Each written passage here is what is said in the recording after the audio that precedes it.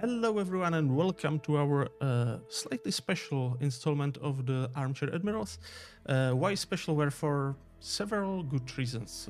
One is October 25, and that means that it's just after the anniversary of the Battle of Trafalgar, which kind of, we can say, formed and deformed a lot of naval strategy for, well, more than a century, so it was quite one of the important moments. For two, well, we have a new co-host here with me because unfortunately Prince Blip couldn't join.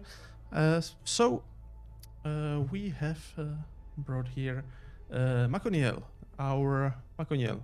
Hello there, resident French for actually trying to even out what happened during the battle. Yes. I think it will actually be, as you can hear, Captain Clarke. Yes. It will be kinda a second Trafalgar for me, but I will do my best. Fair enough. Then, as you could have heard already, we have Dr. Clarke and his fluffy research assistant who was trying to steal the show for a while, and also he was trying to make the room unlivable for Dr. Clarke for a minute, but wow. Basically, it was all his cunning plan to steal the seat. He jumped up in my Yes. chair while I was opening a window. Never believe Well- this dog does not have cunning plans. He is, after all, whilst he's fluffy research assistant, his name is technically Raleigh. So, you know, Yes. like Subaltern, he likes to have cunning plans. Just this one's actually sometimes work. Well, yes. Well, I mean, Sir Walter Raleigh's cunning plans also kind of worked, but some of them, at least. Some. But yeah, what's new? No, everything's going okay. I've seen a lots of- very interesting video yesterday. Oh, good lord, yes. I did a live yesterday, which was all about, and a long patrol yesterday, which was all about what would happen if Thrawn and Tarkin took over the High Seas fleet prior to World War One. So Tarkin replaced Tirpitz and Thrawn replaced Shear, and the Battle of Jutland. And that was about 5 hours and 40 minutes long. So, yes. I am awake today, mostly thanks to copious amounts of iron brew. Yeah. And second guest is Drachinifel, who has promised some practical demonstration for today. Yes, we will come to that bit later. I am, in fact, still alive. Yeah. I've heard there was some, I mean, you mentioned it, but I've also heard from another source that there was some pointy steel action in London. So Yes, yeah. So the regular viewers of the channel might know that I do medieval reenactment, but I also do historical European martial arts. I train with Schola Gladiatoria, which, for those who follow that channel will know, is run by Matt Easton. And so, yeah, I train there in historical European military saber for the most part, as well as doing my historical reenactment stuff. So recently I posted a little trailer / recap, I guess, of Fight Camp 2021, which I attended over the summer. yeah, actually, I didn't realize that you were visiting Schola Gladiatoria because I am following that channel as well. So I shall send him your There's- regards. yeah. There are many interesting insights there for someone who is like generally untouched by cold weapons, but that's a lot of very interesting points and given in a very, let's say, easy to digest form. So yes. So that's it for now, and we might have another guest joining later. But okay, so there's the four of us, and there's the Cape Trafalgar, which is not really that interesting piece of real estate, right? That's like of Cadiz in Spain, and why did anything really happen in there? because it's where the winds and the currents come together. It's kind of like, why is there a Battle of Cape Finisterre? Why, when Nelson goes charging across the Mediterranean, charging across around the Mediterranean searching for Villeneuve's fleet, and why when Villeneuve goes across the Caribbean and is coming back, why does Nelson head towards Gibraltar and actually end up getting to Gibraltar before Villeneuve gets back across the Atlantic? It was because when you're coming across the Atlantic in the Age of Sail, there's basically 3 places you're going to end up. One of them is not too far from the Channel, around about the Brest area, where any fleet coming back would find the Channel squad of fleet going, "Oh, we'd like to welcome you with all our cannon." The other option is you end up at Cape Finisterre, where you would find the fleet which is blocking Ferrol and the ports around there, waiting there under a guy called Admiral Calder, who also go, "Hello, and would you like to meet our cannon?" But the trouble is, the fleet which had been left at Gibraltar was a smaller squadron, which was literally just to watch Gibraltar. So that's why Nelson races across to Gibraltar to reinforce Gibraltar. Because if the Villeneuve had ended up there, that's where they would have actually needed ships to do the fighting. As it was, Villeneuve isn't down there, hasn't passed through there. So Nelson then thinks the next likely spot for them to end up is the Channel fleet to try and reinforce Brest. So he races up to the Channel squadron, and he's there. And then he gets news that the Battle of Cape Finisterre has happened because Villeneuve has turned up, gone, well, I will fight you. And, well, to be honest, Calder was not a Nelson or a Collingwood. He was a fine admiral, but not a Nelson or a Collingwood. And he gets a battle where he wins 2 ships. He managed to capture 2 of the enemy ships. Interesting enough, the ship which captures the 2 enemy ships is HMS Malta, who is rather like in a running of the island that she's named for and in what experienced in World War II. She's surrounded by 5 Spanish ships. And under that scenario, you normally think 1 ship versus 5, she's going to lose, right? She fights them off and she captures 2 of them in the process of it. And by the time anyone else turns up to support her, she goes, "I'm done. There's no one else here. Shall I come help you?" And What kept you guys? yeah, basically, HMS Malta's just sitting there going, "Yeah." And then we're all surprised by how Malta does in World War II. Come on, it's in the name. They are not going to give in. The other thing you've got to keep in mind when it comes to the particular location geographically is that basically you've got a Franco-Spanish fleet. They're allied. France has 3 primary ports, 2 on the Atlantic coast, 1 in the Mediterranean, which is Toulon. The Spanish, much as they'd love to own Portugal, at this point in history, they can't really rely on basing the fleet out of Lisbon, which is what they'd prefer to do. And that means they have to Ferrol or Cadiz. And Cadiz is generally their preferred port because, I mean, they're both Atlantic coast ports, but Cadiz is much closer to the south of Spain, which means it has access to actually more of the coastal area of Spain because the majority of Spain's coastal region is actually in the Mediterranean, and it's close to the Straits of Gibraltar, which means strategically it's the far more valuable of the 2. So with the Franco-Spanish fleet having to combine, they're going to have to be based out of one of those 5 ports, Brest, Roquefort, Ferrol, Toulon or Cadiz. They've done a run back and forth across the Atlantic, as Dr. Clarke mentioned. They've run into Calder at Cape Finisterre, so they can't go north, which rules out Ferrol, Roquefort, and Brest. At which point, the only real choices they have at that point are Toulon, but that would obviate the entirety of Napoleon's strategy because they'd then be stuck in the Mediterranean on the wrong side of the Straits of Gibraltar, or Cadiz, which is then their only option. And so they fetch up in Cadiz, and that's where Nelson blockades them in, and Cape Trafalgar is just a little bit off of Cadiz, and hence that's why they fight there. Yeah, and actually what's happened is they've come out of Cadiz, and they were trying to make sail to Toulon, and then they decide to go back because they basically decide the British are coming, and the British actually end up catching them, which is also one of the interesting things about the battle. We always remember those 2 columns of Nelson's device fleet going into them.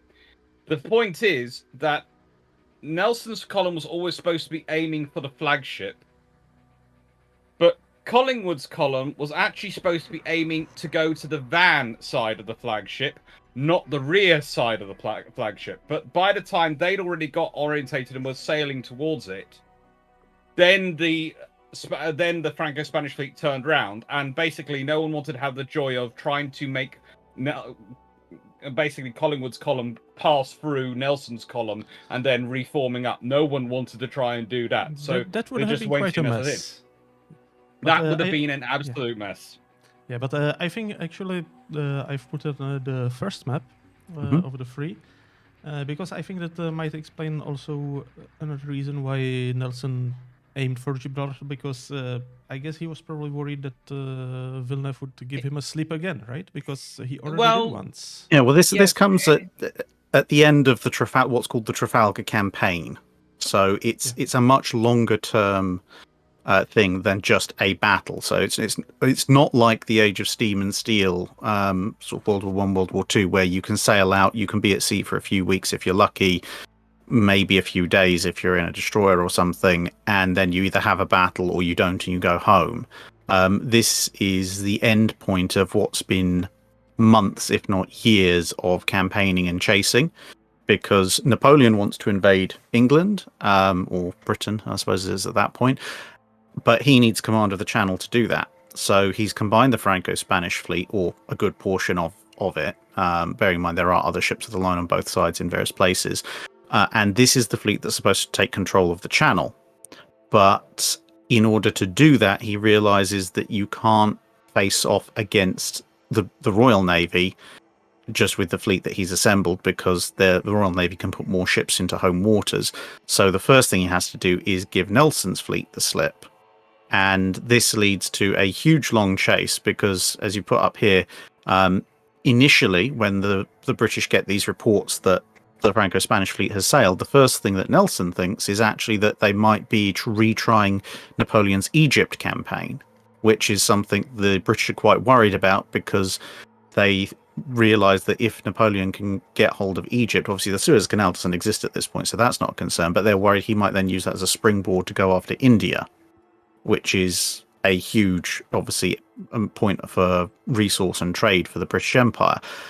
And instead, actually, Villeneuve's gone west to the West Indies, but Nelson ends up spending a good few weeks racing towards Egypt, finds there's nobody there, has to turn around, go all the way back across the Mediterranean, out the Straits of Gibraltar, chase Villeneuve all the way across the Atlantic to the West Indies. Villeneuve's basically staying a step ahead at this point. Villeneuve's plan is basically, once he's decoyed Nelson's fleet as far away from Europe as is humanly possible, which, to be honest, the West Indies is about as far as you can go in the Atlantic, his idea is then to race back across the Atlantic. And as Napoleon said, he says he only needs 3 days in command of the Channel. So 6 hours is actually what Napoleon felt he needed. Although his tactical planners think 3 days. Napoleon's being a bit of a bit brave, because I'd love to see the rowing crew that can get a barge full of invasion troops across the Channel in 6 hours. I don't think even most of the ferries can do that these days. He wanted to get 200,000 troops across in 6 hours. That just wasn't happening, was it, Roland? No, but it wasn't. The fucking researchers disagrees, but he is doing the whole distract thing, and that is part of his plan. And to link up the Brest fleet as well. And sail out.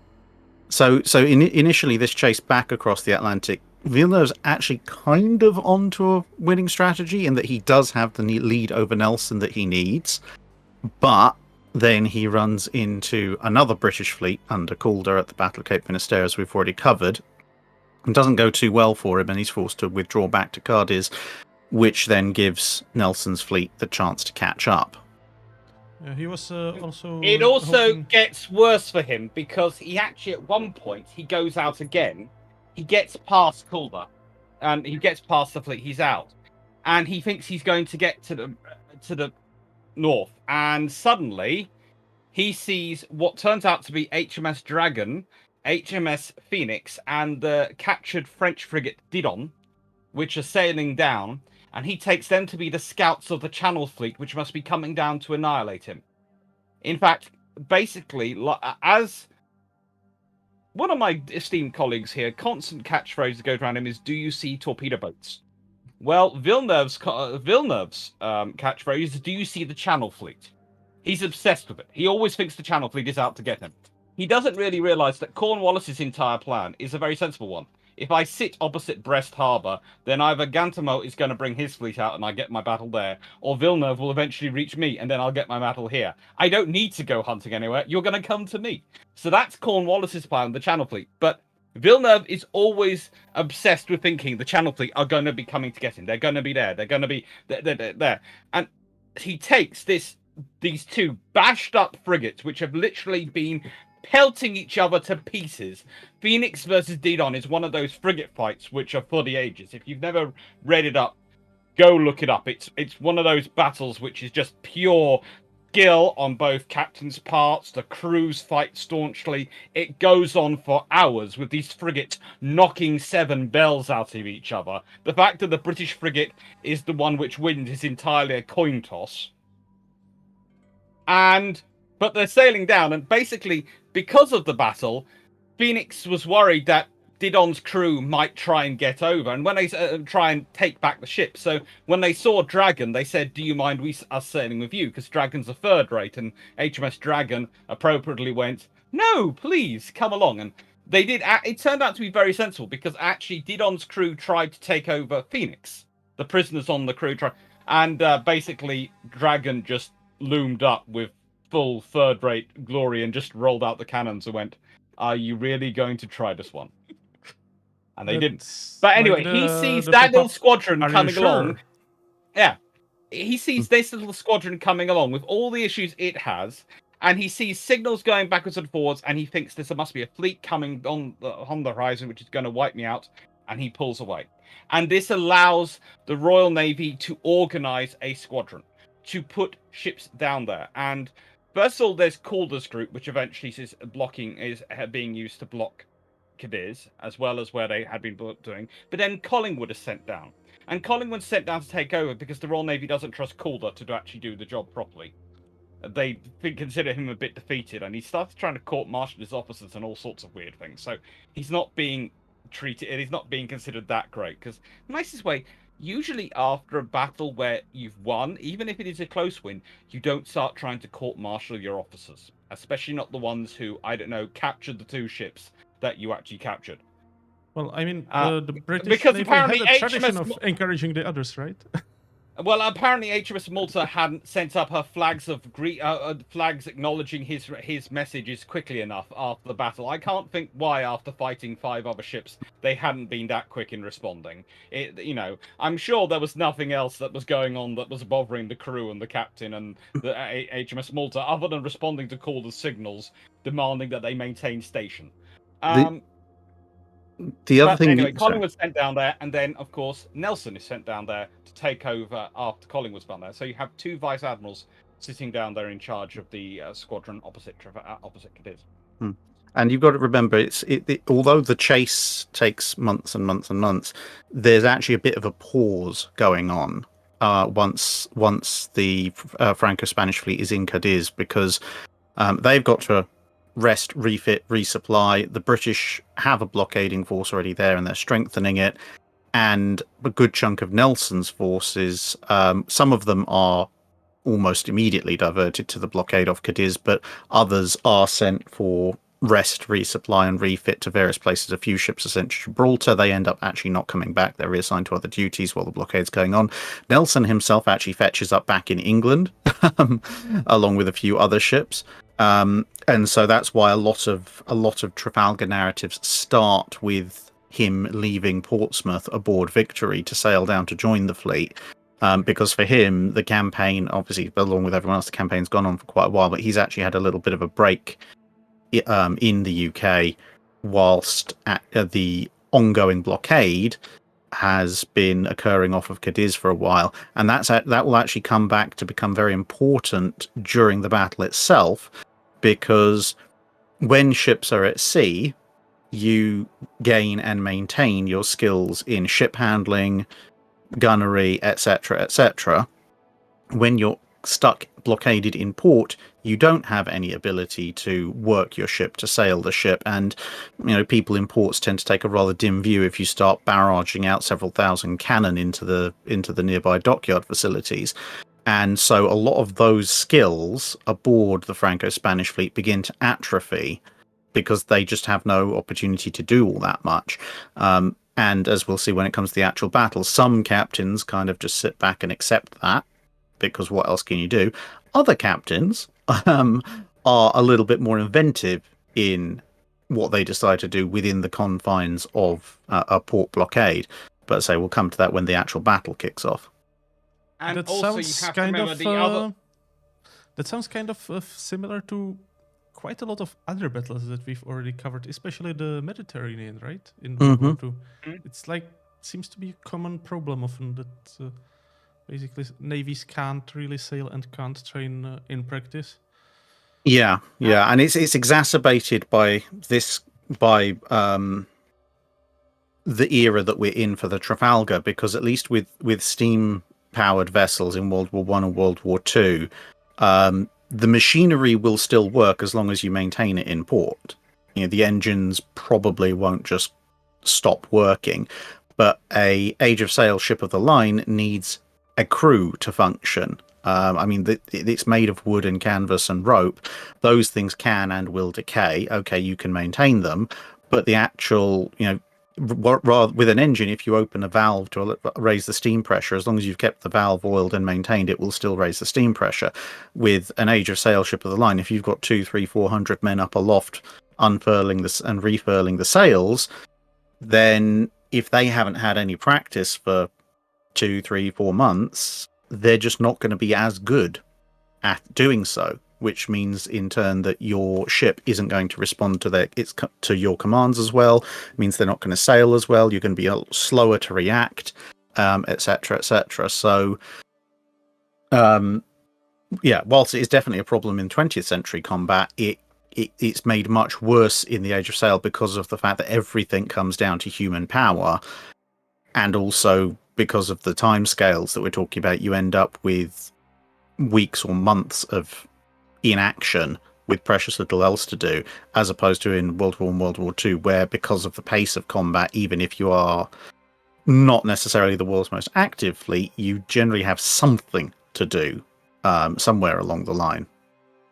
And there's another layer of complexity which they're having to deal with, which is that for the French fleet especially, Villeneuve is not, despite being the admiral, is not actually potentially in charge of his own fleet, because Napoleon has sent a general along with him, and the general and the troops are there to, well, technically they're supposed to be a landing force to either be landed in Ireland or to take some islands in the West Indies if they got the chance, and he hasn't got the chance, hasn't had the chance for any of that glory, and he's there to ensure that the officers the naval officers actually do what they're supposed to do, because they're not trusted by Napoleon. And this means that there is already a political divide in the fleet to an extent with all these officers. And then there's the officers plotting against each other and arguing with each other. And there are some officers who are in the position because they're good. There are some officers in the position because they are loved by politics. And there are some officers who are in the positions they are in because they just don't have anyone else to put in them.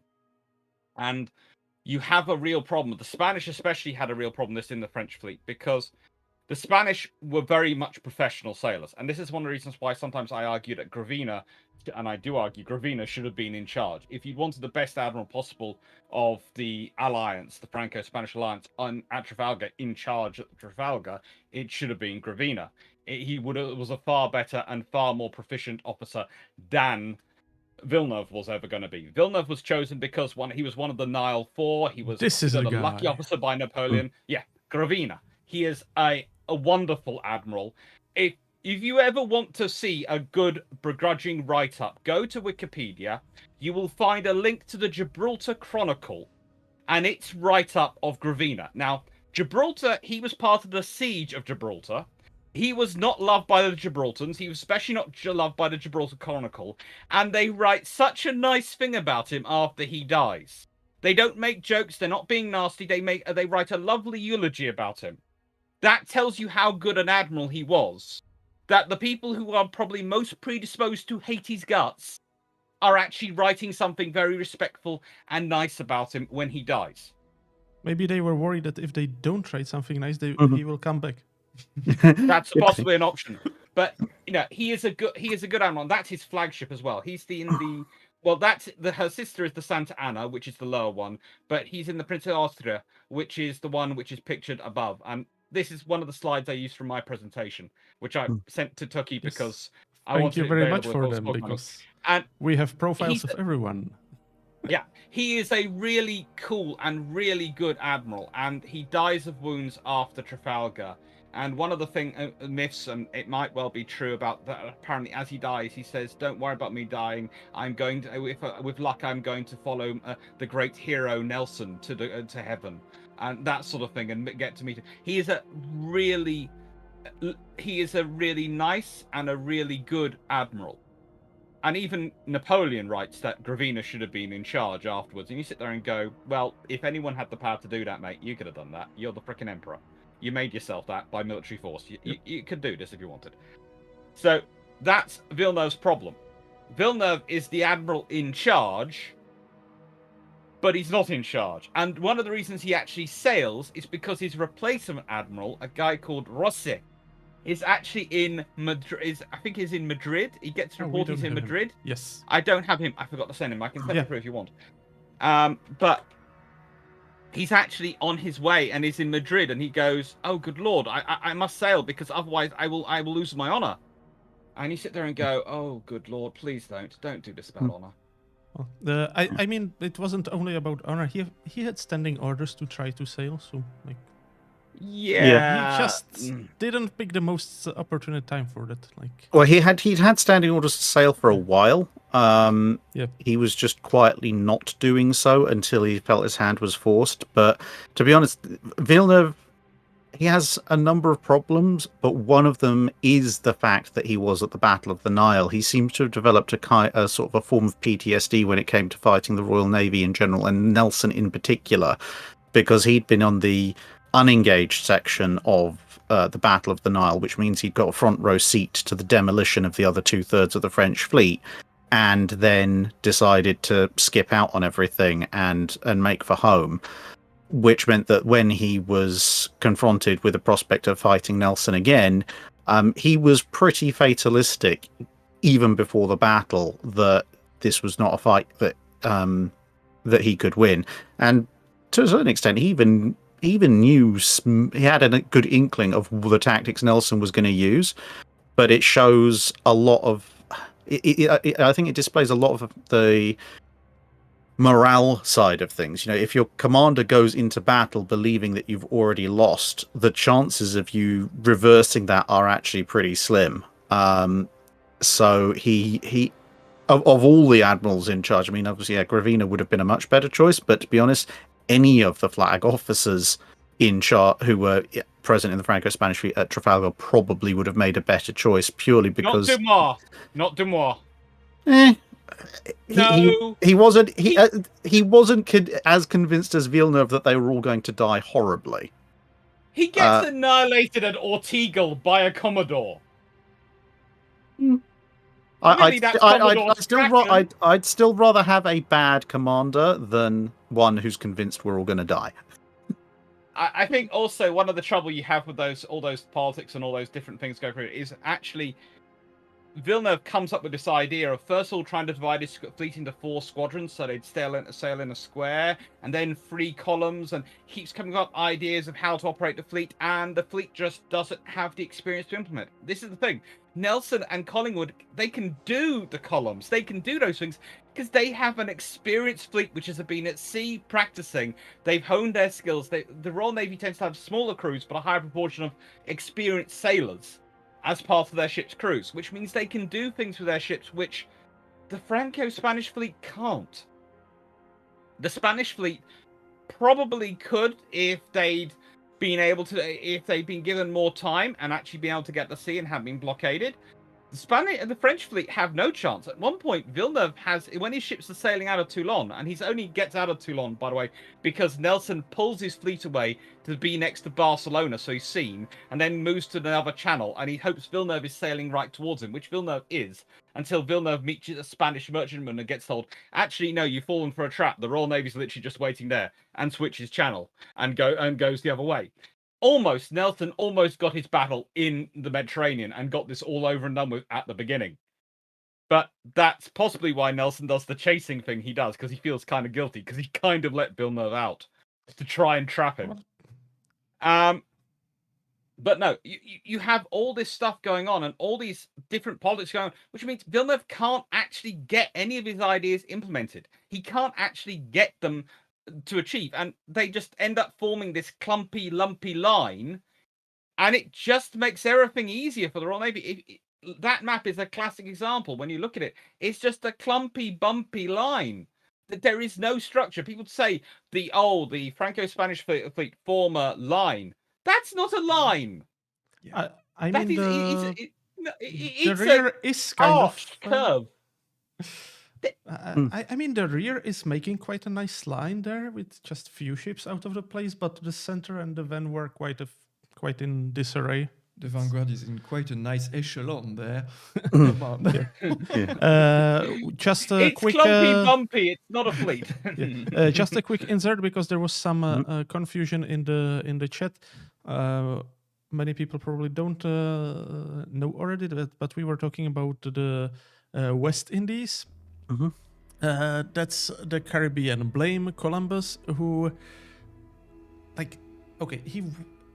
he wasn't right. He was completely, utterly wrong. It wasn't that he only thought that he was the only one who thought that the Earth was round. Like basically everyone at their dock knew it, but everyone else thought that Earth is much larger, and they were right.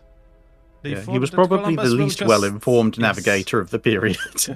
They thought that Columbus will just sail out into the blue and die of thirst when he doesn't find anything.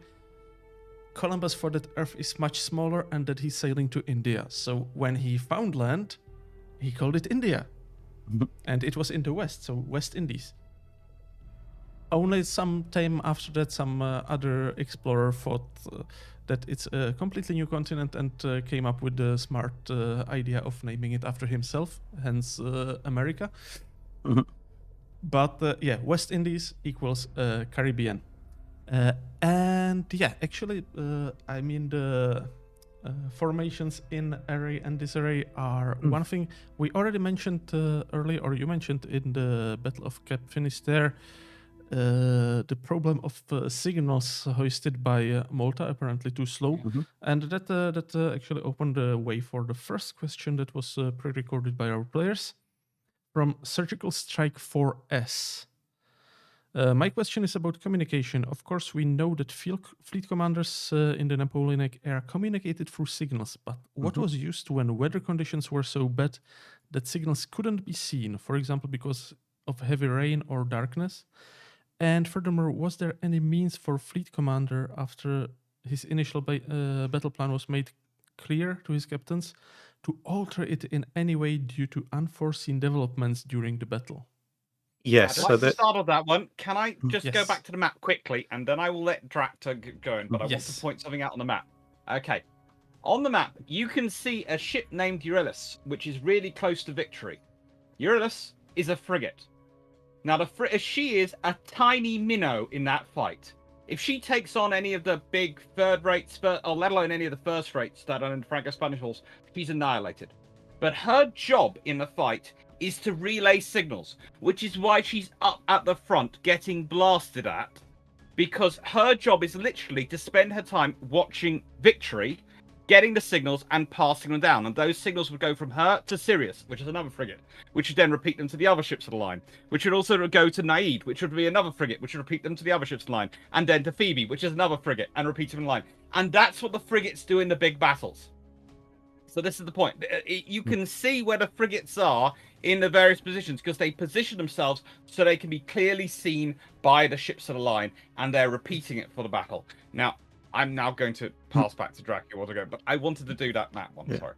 Yeah, because one of the things you've got to remember is when you fly these signal flags, obviously you're going in one direction, which generally means that your signal flags are probably also going in that direction, or at least somewhere in the vicinity of the direction you're traveling, which makes it very difficult to spot them if you're following, because there's sails in the way, and you're probably looking at the either the front or back profile of the flags rather than on the side. So by having these frigates offset to one side, not only can they see the signals from the flagship a lot more clearly, but when they hoist the signals in turn, everybody else is looking at them in side profile, so they can also read them a lot more clearly. And the Franco-Spanish fleet is doing the same. That's why on the sort of eastern side of the arc, you see there's 3 or 4 more frigates in that diagram, and they're all supposed to be doing the same thing for the Franco-Spanish ships. And you can see, you've put the picture up how those flags will be flown. So you can imagine if everybody's got sails going as well, those are actually going to be very hard to see looking for or aft of the ships.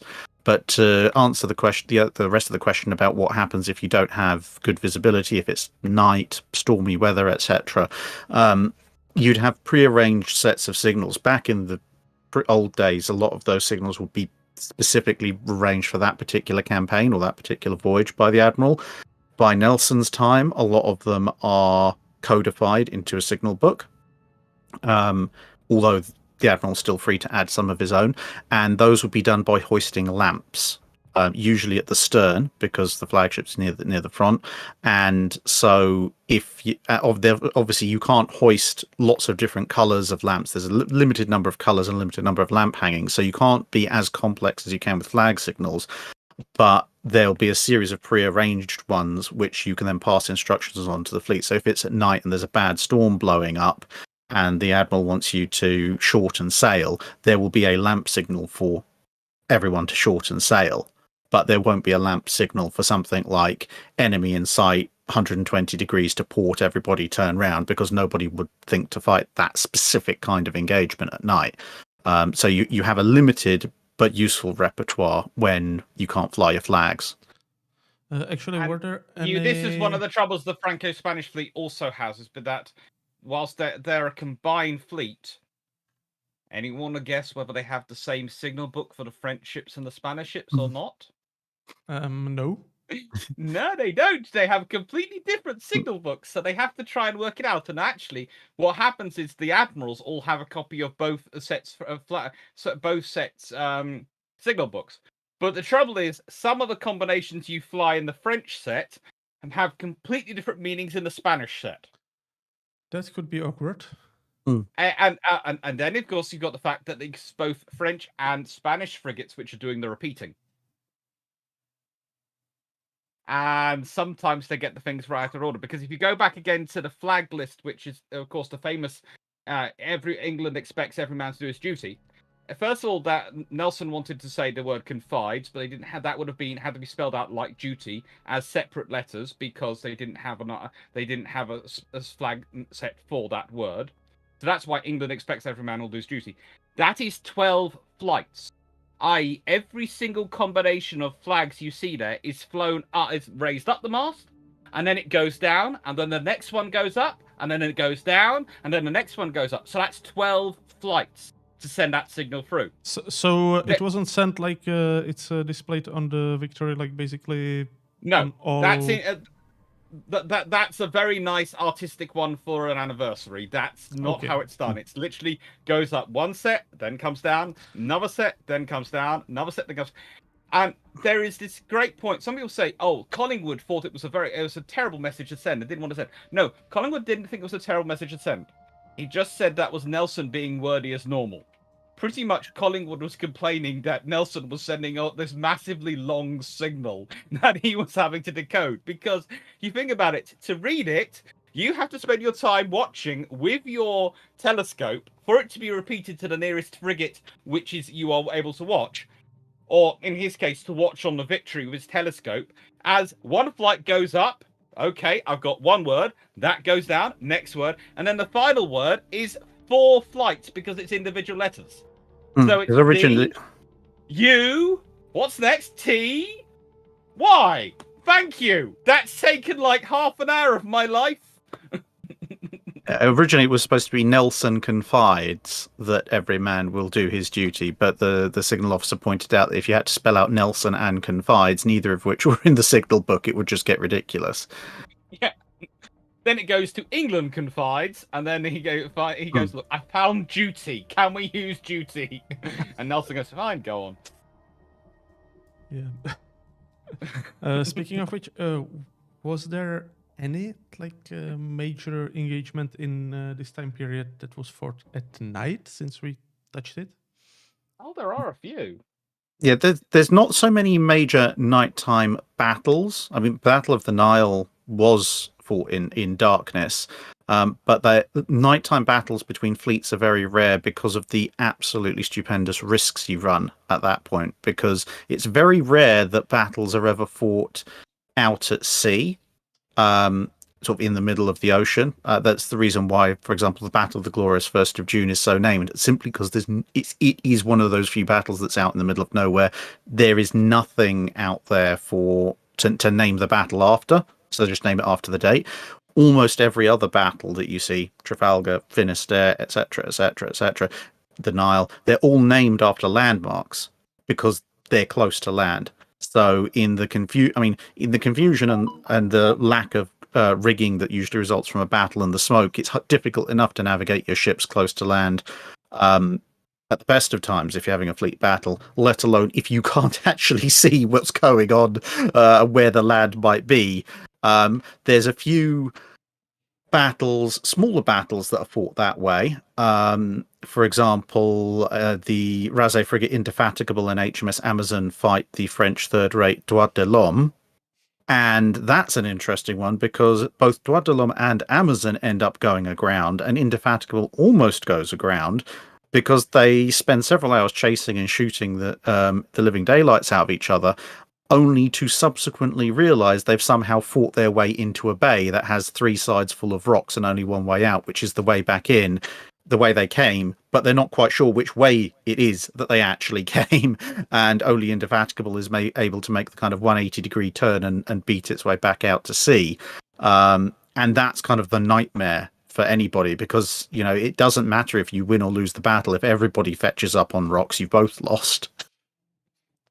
There is actually one quite famous though night battle, but it's one of the most common battles areas you ever have. Okay, there is this place called Cape St. Vincent, and I will kid you not when I tell you that there have been 11 battles take place at Cape St. Vincent because of its lovely position in water and wind and all where it turns up, including, of course, various British battles. But the one I'm talking about is the 1780 Battle of Cape St. Vincent with Admiral Rodney, which is actually called the Moonlight Battle because it does take place at night, but thanks to moonlight. And it's a fleet of 18 ships of the line and 6 frigates on the British side versus 9 ships of the line and 2 frigates on the Spanish side.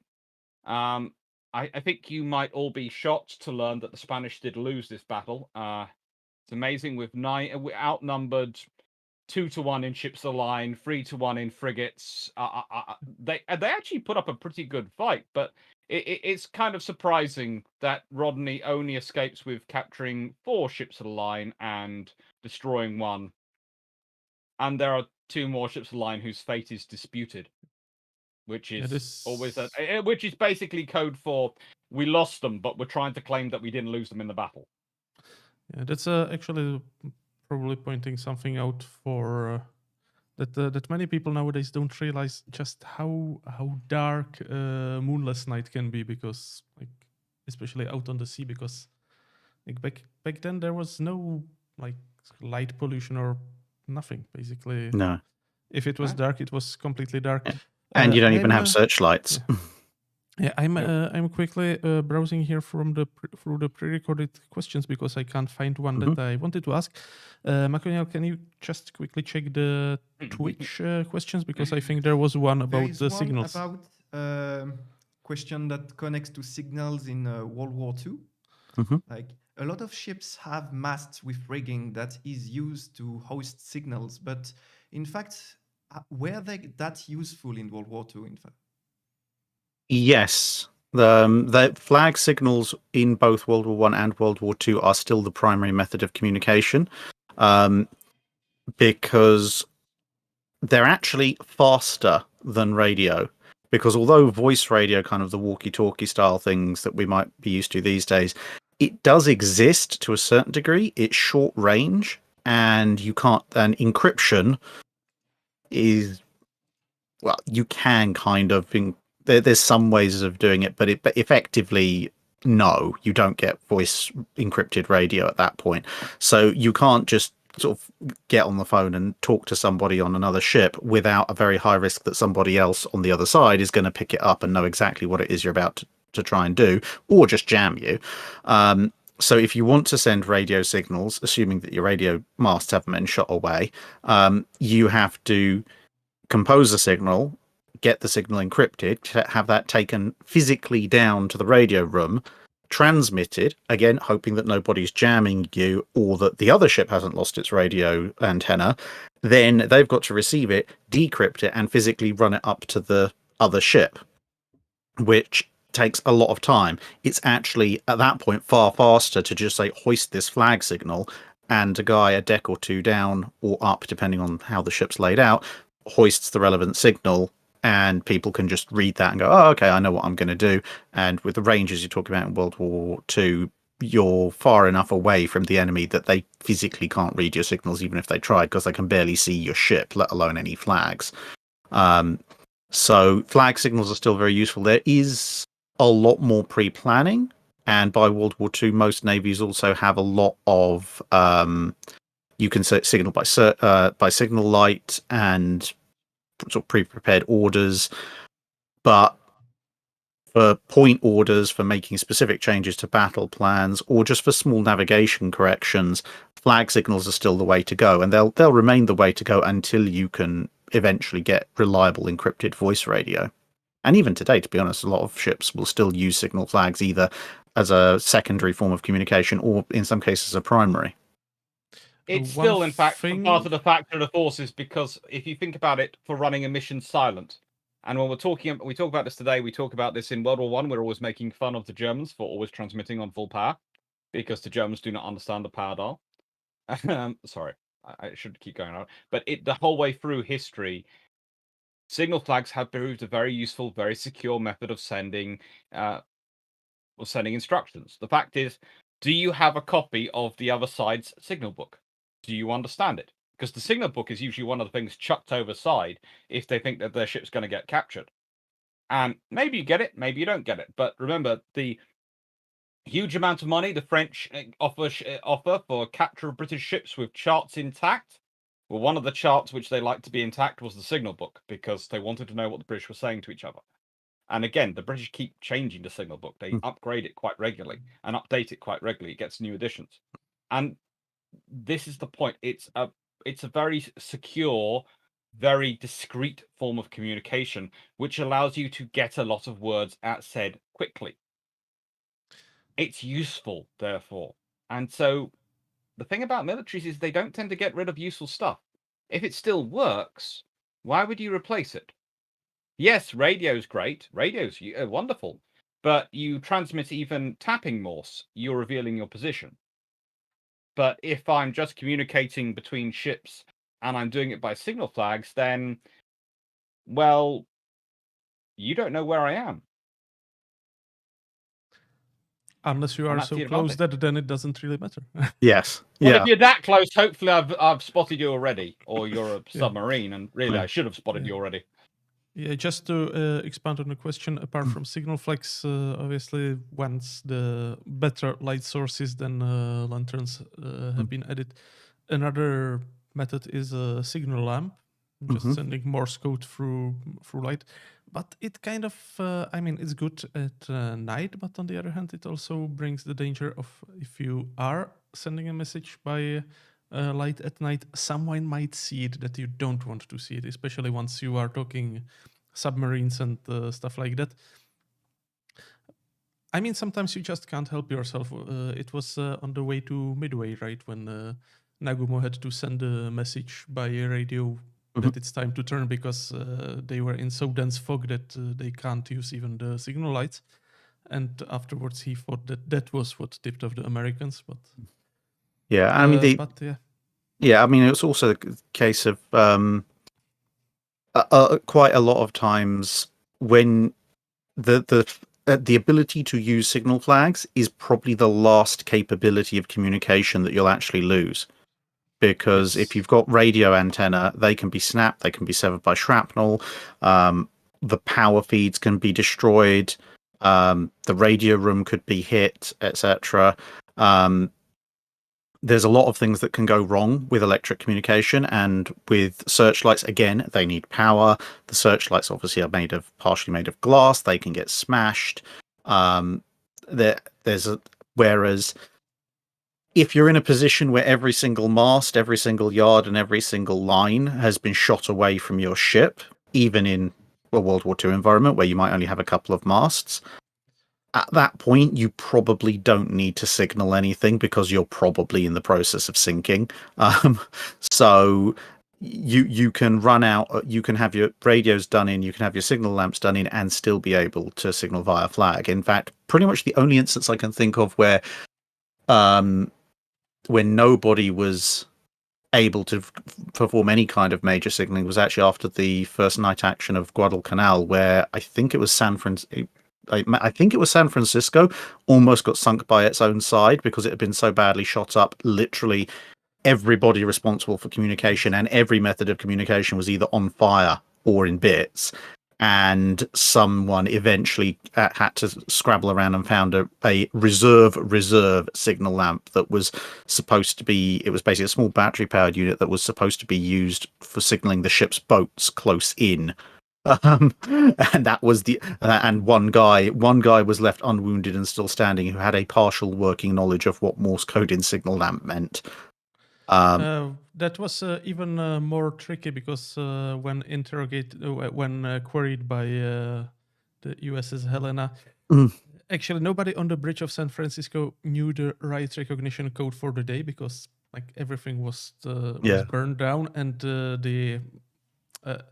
in the morning they found that it was actually written by Clarke on the bridge as well, which they didn't see in the dark. And the signalman actually did know the code, but decided it's better not to send it because it was JAP. Yes. That's not a good way to start in that situation. So he started sending out the whole number, and the other side got the message. But it's... To carry on the signals theme, during the Falklands War, they actually, communicating with some of the merchant ships that were ships taken up from trade, they actually had to have helicopters flying around, dropping down chalkboards with commands written on them and instructions written on them, because they didn't have working radios, they didn't have signal capability, flag capability. And one of the reports that goes back is, for future reference, if we do have these operations, every ship needs to be able to be equipped with signal flags and ability to transmit and interpret them. Because that was felt that would have been quicker than having to send a helicopter around with a chalkboard. Yeah, actually, that's. I think it was a question. I didn't find it, but basically, how far was the blockade fleet from Cadiz, and how did the blockade even work? Because I mean, the ships of the line were not standing in sight of Cadiz, right? No. So this is the first. Carry on. Okay, so the first layer is the frigates, because the frigates are faster, they're more agile, they're better able to stand in close to shore. So they'll be the ones you can actually physically see.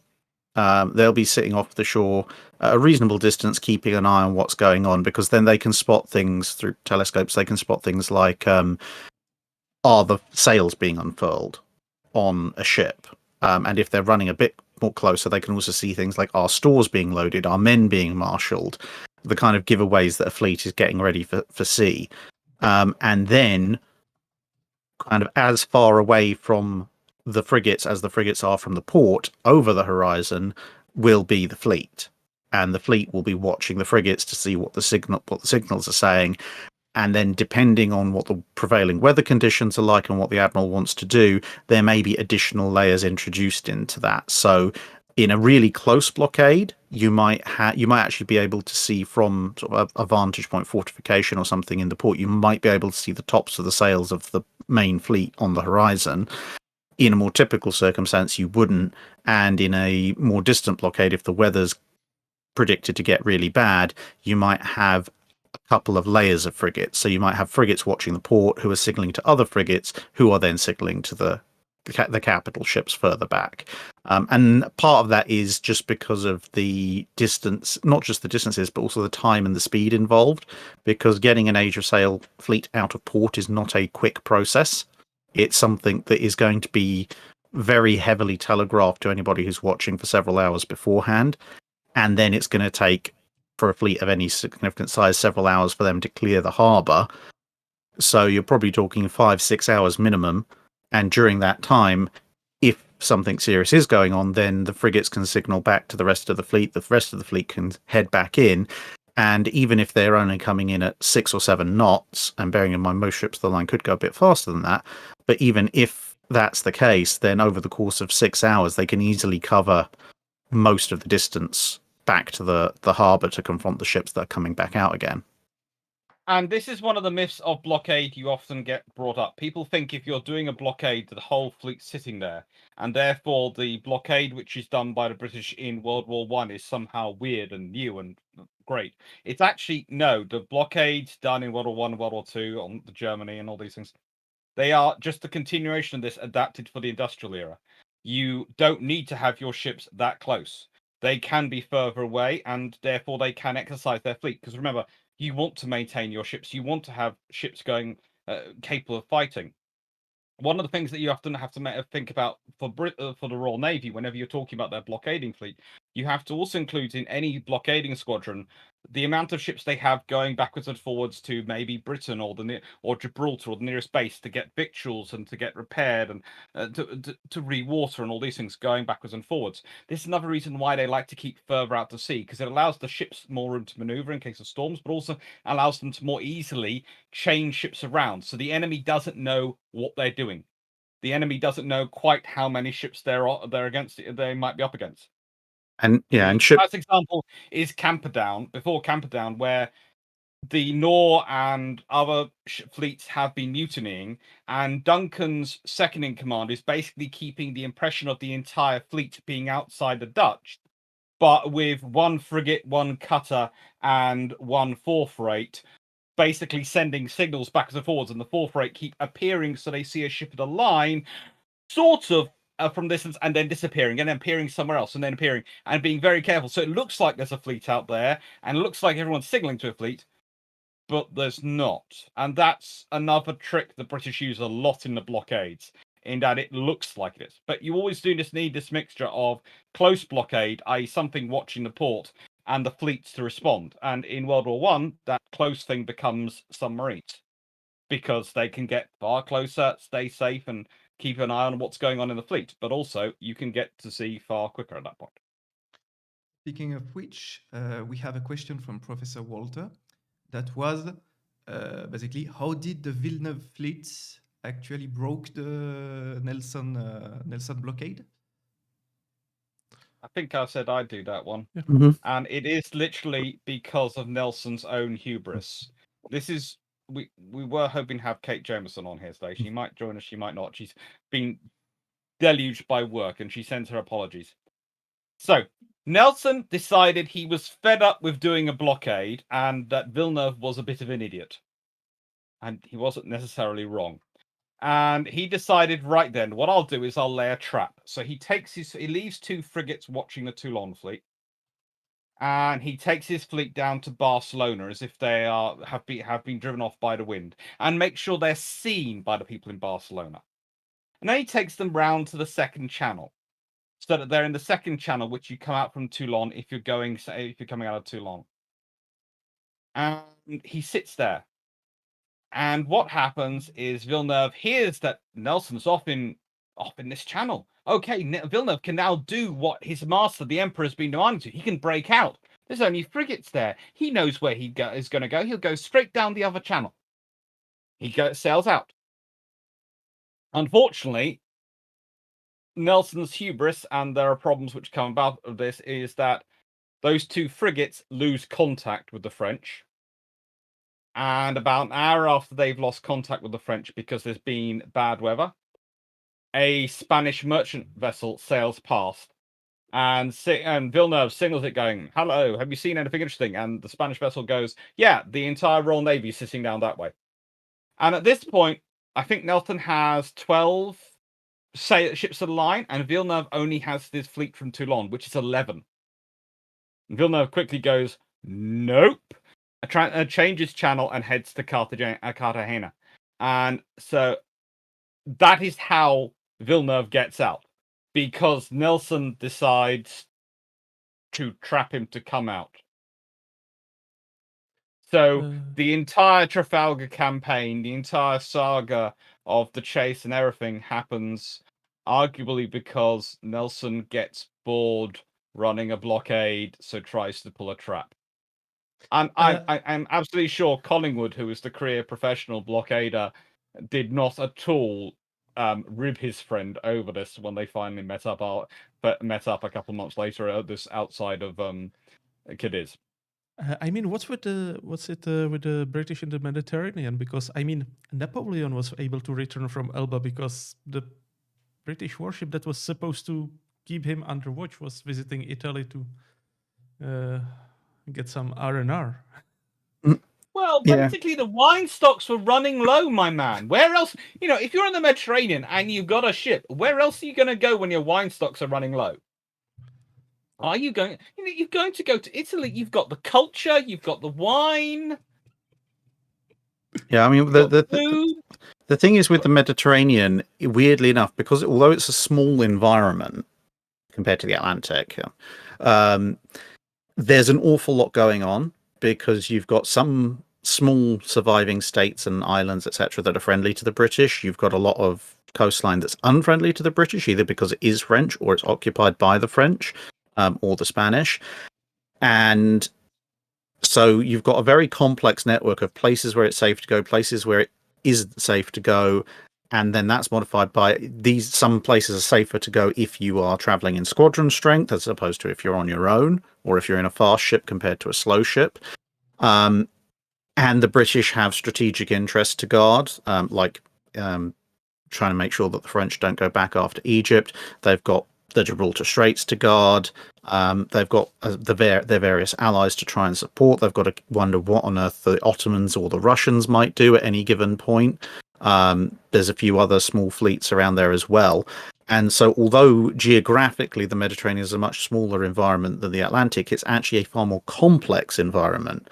And that means the British forces are to a certain degree, scattered all over the place, trying to do 100 different things at once. Which then means that if you are trying to make a move that depends on the British doing or not doing a thing or not being in a certain place, you don't have to launch yourself out at any particular time. You just have to wait for the opportunity to present itself. And then when that ship disappears, even if it's only gone for a week and it's been on the blockade for the other 51 weeks of the year, well, you just leave during that week. And you have to remember the classic example tends to be when we're doing comparisons of this, we compare Nelson's blockade to Collingwood's various works in the Mediterranean after Trafalgar, where he takes over. That, of course, forgets the thing that Nelson and Collingwood have managed to, and this is another point you have to remember about Trafalgar. Trafalgar, the battle happens after Napoleon's already given up plans of invading England, and the fleets are trying to get back to Toulon and trying to get home. So there's often the argument that the Battle of Cape Finisterre is what finishes off Napoleon's plans. I wouldn't actually say it's the Battle of Cape Finisterre because they try again after that. I would say it's HMS Dragon and Phoenix and Didon, which end Napoleon's plans because it's actually seeing them which causes the fleet to go back. And it's after that Napoleon cancels it. But the thing is, they're trying to get back to Toulon by taking out as many ships as they do at Trafalgar, by doing this unimaginable victory. And it is an unimaginable and basically unrepeatable victory. They set a massively high standard for themselves, their colleagues, and the future Royal Navy in the public's eye of what qualifies a naval victory, which means the Royal Navy can never really win another victory because nothing will ever match up again to this absolutely amazing total victory, which just shouldn't happen, but did. Look at the rest of the Age of Sail victories. It's very rare you get one which is quite this dramatic. The Moonlight Battle is one of the ones which we tend to compare it to, and that's when they get 7 out of 9. The thing is, though, because they've lost the Spanish and more importantly the French have lost all these ships. Collingwood has far less French ships to potentially deal with, so he can really maximize his frigates. Instead of having to have large frigate chains and having his fleet wandering around, he can actually afford to have smaller frigate chains and a couple of ships line on each port and keep the rest of the mobile fleet. He can do that because he's got less concentrations to deal with. So he's got a different environment. He's also a slightly different temperament to Nelson in that he's far happier to let sleeping dogs lie. He is. But he also has as his flagship, and this is the point. Rather fun thing. This is the Royal Navy. The Trafalgar campaign is also some trolling going on by the Royal Navy. The flagship for Cornwallis is the Ville de Paris, HMS Ville de Paris, which is named for a ship which the Royal Navy captured, then got sunk on the way back, and so they then built a new first rate and named it Ville de Paris. After Trafalgar, Collingwood and the Royal Sovereign is lovely, but she needs repairs. They want Collingwood to maintain down there and stay down there. So Cornwallis does them a favour. He says, look, I've got a really worked up ship. It's my own flagship. I'm going to be going ashore, so Vincent is going to be taking over for me. You have my flagship. So Collingwood gets, after Trafalgar, he gets Ville de Paris as his flagship. So he's sailing round the Mediterranean, and his ship is named for the capital of France, which they're at war with. So it does kind of help him with diplomacy when he's able to go around and go. Would you like to come aboard my flagship? Yes. Which ship is he? The Ville de Paris. It helps, but no. In the battle, there are 2 big tanks at the front in terms of personalities. There is Nelson and there is Collingwood leading by example on these columns. The Royal Sovereign beats the victory in, and the reason the Royal Sovereign beats the victory in is because she had more recently been refit, had a hull cleaned, everything. She hadn't done 2 Atlantic crossings, and Collingwood strains every sinew. He is doing everything, possibly including himself blowing on the sails to get there to beat his friend. Because it's a race between 2 pals, and they are leading the fleet in. They're leading by example. It's also the reason why Collingwood has the larger fleet. It's because, again, he was supposed to be going into the van to block up and then roll down the Franco-Spanish fleet line. The whole idea was you take the numbers that the Franco-Spanish fleet have and use it against them, because the theory on paper, theoretically, they could double or even triple individual ships and therefore roll up your line that way because they outnumbered you. But by doing this, you would hopefully stop their line being able to concentrate on you, and you would be able to concentrate on them. And that's the Nelsonic plan.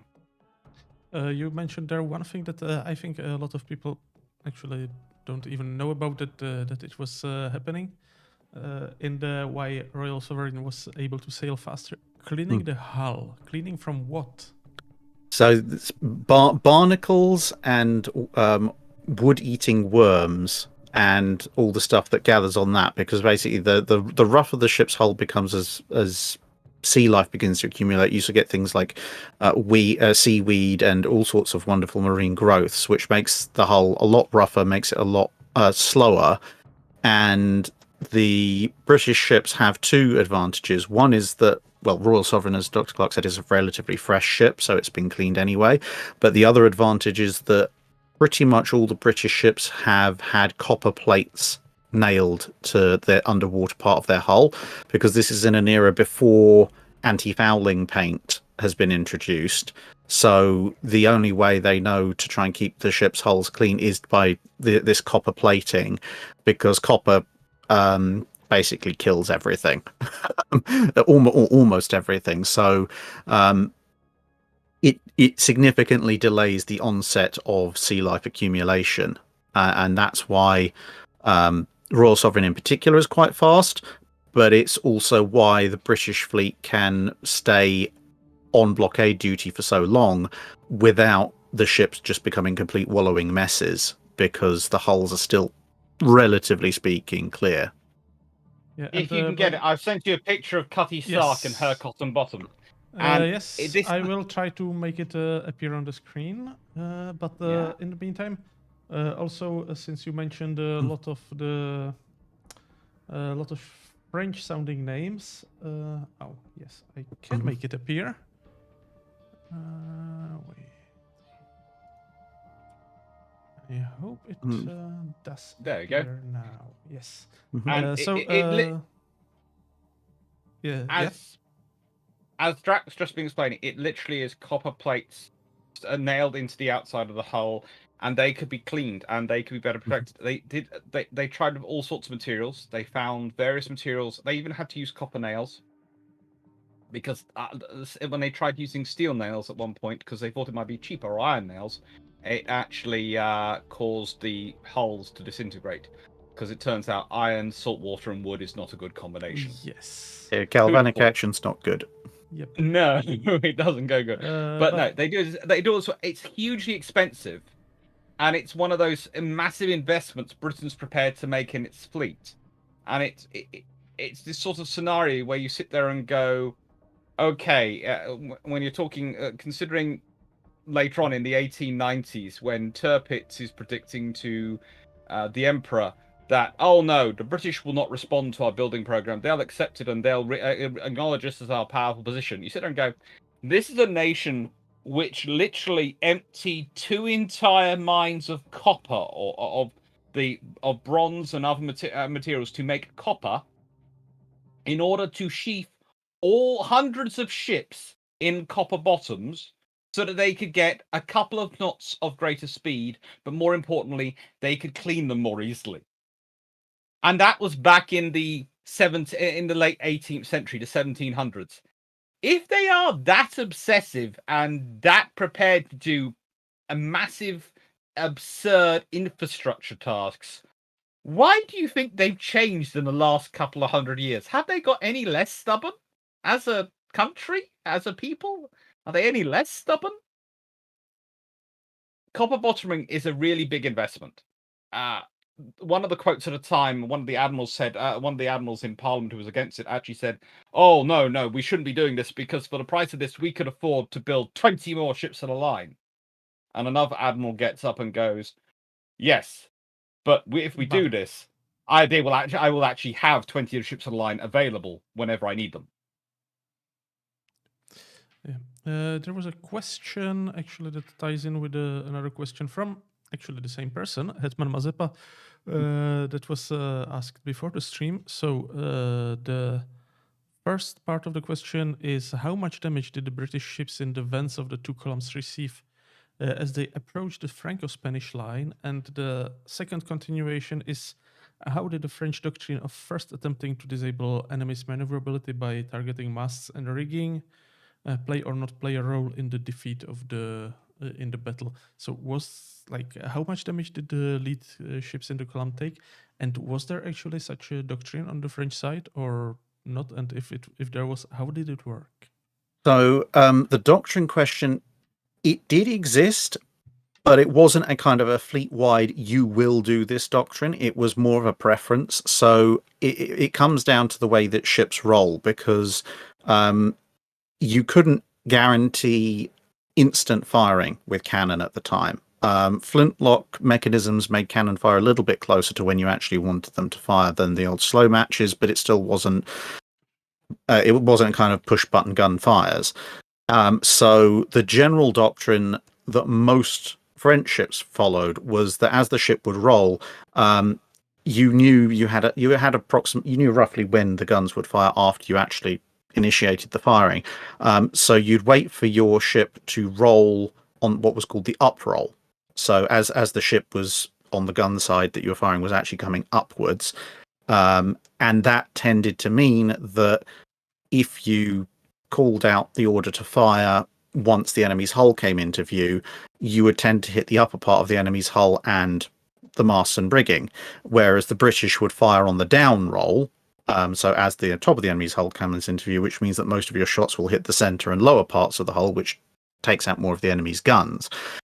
That's more applicable for longer range firefights, mostly actions between frigates. And as I say, it's a general pattern. Both sides knew about firing on the up roll and the down roll. It's just that more prevalently the French would use firing on the up roll because it meant that you could disable an enemy's masts and yards, which therefore meant you disable the means of propulsion, which then would mean that if you were outmatched, you could run away and they couldn't follow you. Or if you had the upper hand, you could then maneuver yourself into a raking position so that you could do a lot of damage to the enemy and they couldn't do a lot of damage to you. So it gave you options. Whereas the British generally just went straight in for the kill, i.e. kill everybody on the enemy gun decks, and then it doesn't matter what happens after that because they can't really fire back at you because everyone who knows how to fire a gun is dead and half the guns are dismasted or demounted.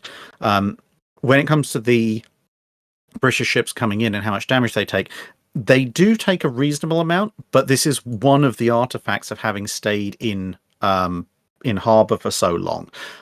Because gunnery practice has suffered, the French and Spanish gunners cannot fire as quickly as their British counterparts. So although the winds are quite light and it takes a lot longer for the British to get into the close action than Nelson would have necessarily liked, the lead British ships do take a reasonable amount of hits because they're being shot at by 4, 5, 6 vessels at any one time. But the rate of fire is actually much lower than you would otherwise anticipate. So it's the equivalent of being bombarded by 1 or 2 British ships going full out. That's still not great because you're effectively giving them free raking position.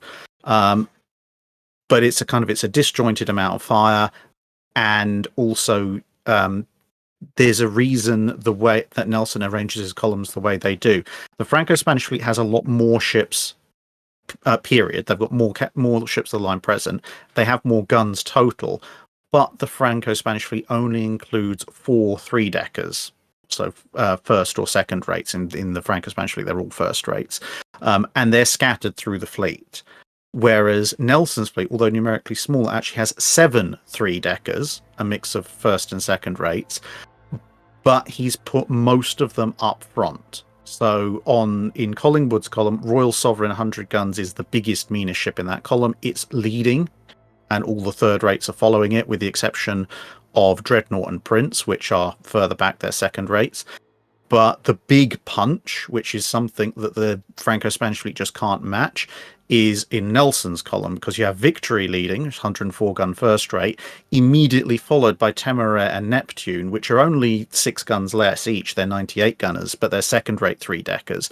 So you've got these 3 massive 3-deckers, which are they're the biggest, meanest ships that anybody can put to sea, and they are leading Nelson's column, so they can absorb a tremendous amount of punishment, far more than a third rate with 2 gun decks can.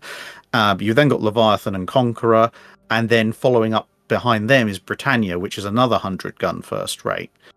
So you can see from the casualty count that the leading ships do take a lot more damage. So Victory and Temeraire, 19% and 17% of their crew respectively become casualties, as opposed to an average of about 5% in the rest of Nelson's column. The situation is a little bit more fraught in Collingwood's column, but still, again, Royal Sovereign, Belle Isle and Mars, the first 3 ships, are taking 16-17% casualties.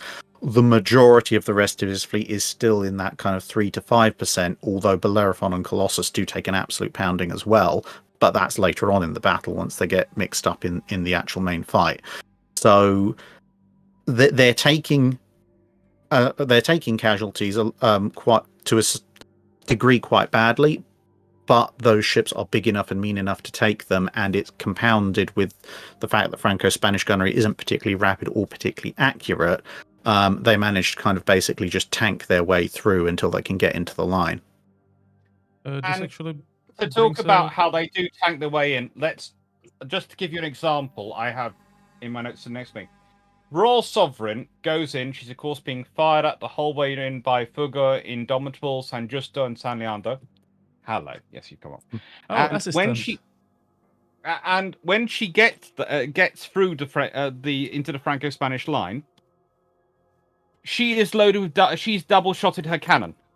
Now she unloads pretty much everything into Santa Ana, so Raking her as she goes. The thing that really should scare anyone is that she then follows that up with 2 more salvos into Santa Ana before Santa Ana has even managed to fire 1 salvo in her direction. So she's fired a double shot, and then she's fired 2 more salvos of single shots at Santa Ana before Santa Ana can respond. And this is a big, powerful ship. And accurate. Gunnery crews are well trained. There is no surprise at what happens. Santa Ana has a very bad time.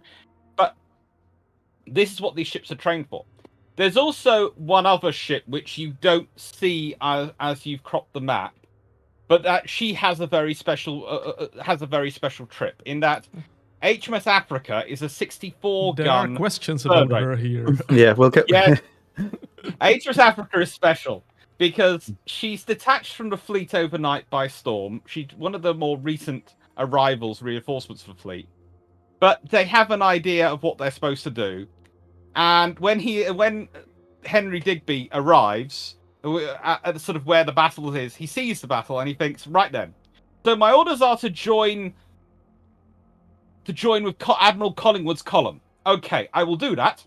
I will sail the length of the Franco-Spanish fleet until I find the column, rather than going round or trying to tack away and come in the back of the column as you're supposed to. No. He sails down the column and basically dances from French ship to Spanish ship, engaging a broadside with almost every single member of the Franco-Spanish fleet during that day.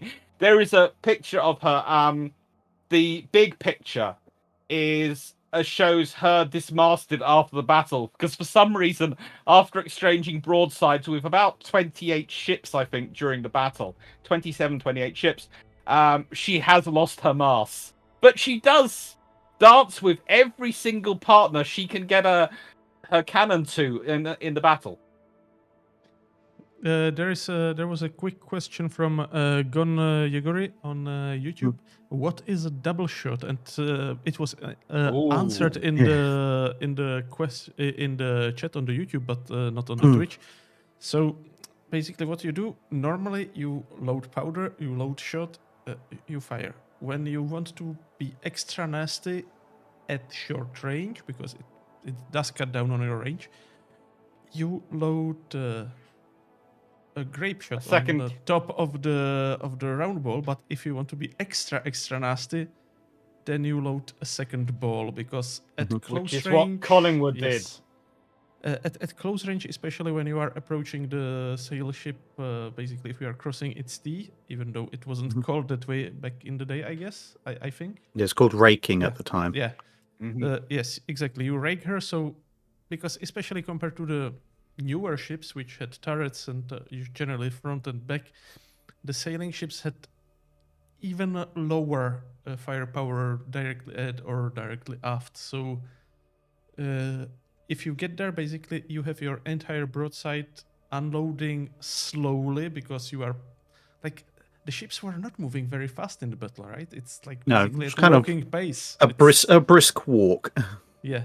So basically you slowly sail past the stern or the aft of the enemy ship, and basically unload gun after gun into the end, so that the balls just fly through the entire ship, doing a terrible damage, because like it's and that's dismounting guns and killing crew and And that's one of the reasons why raking is so devastating, because if you at close range, if you fire a gun into the broadside of an enemy ship, you'll punch through.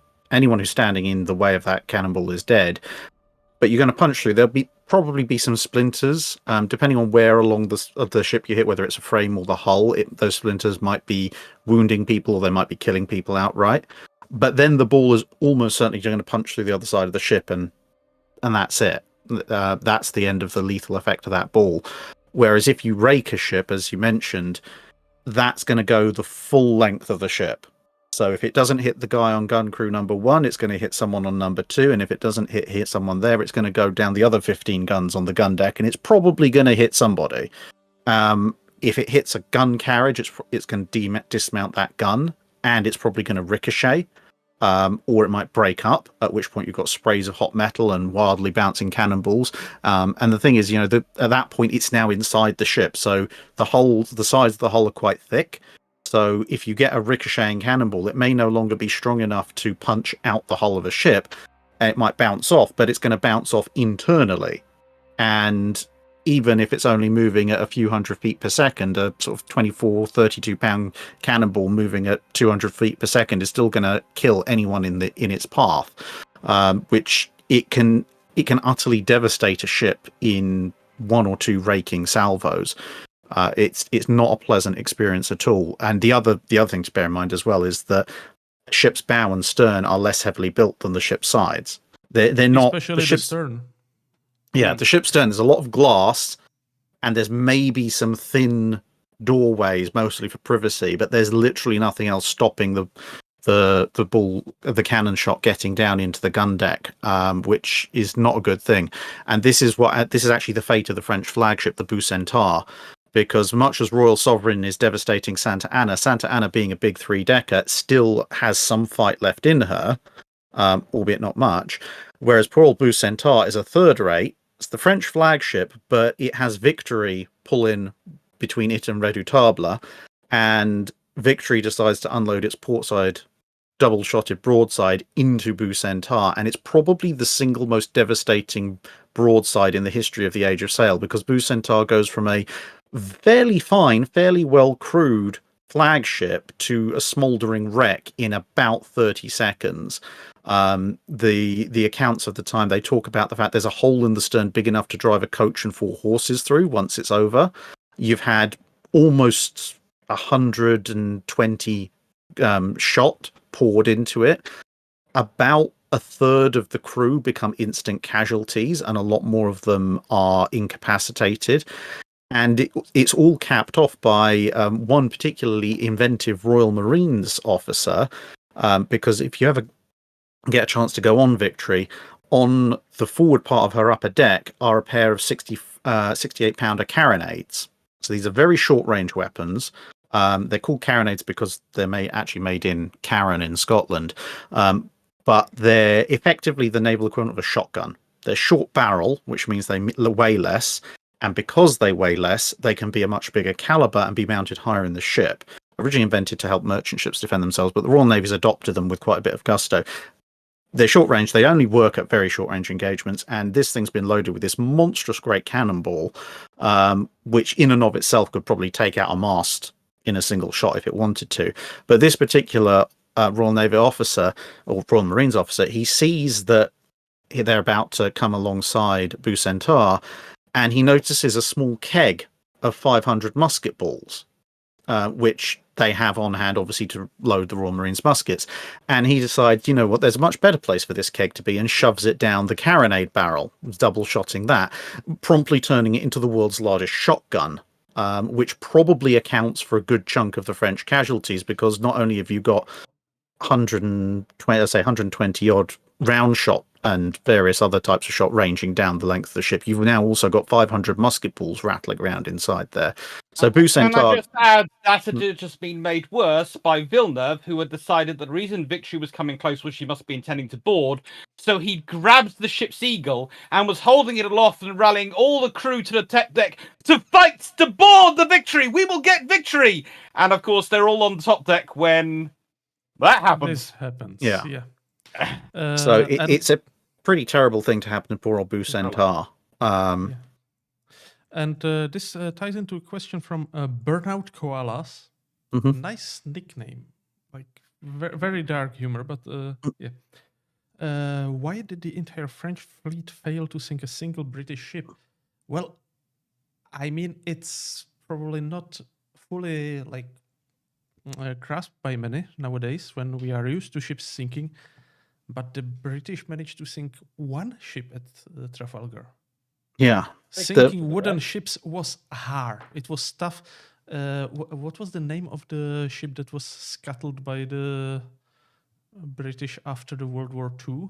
That was the Implacable.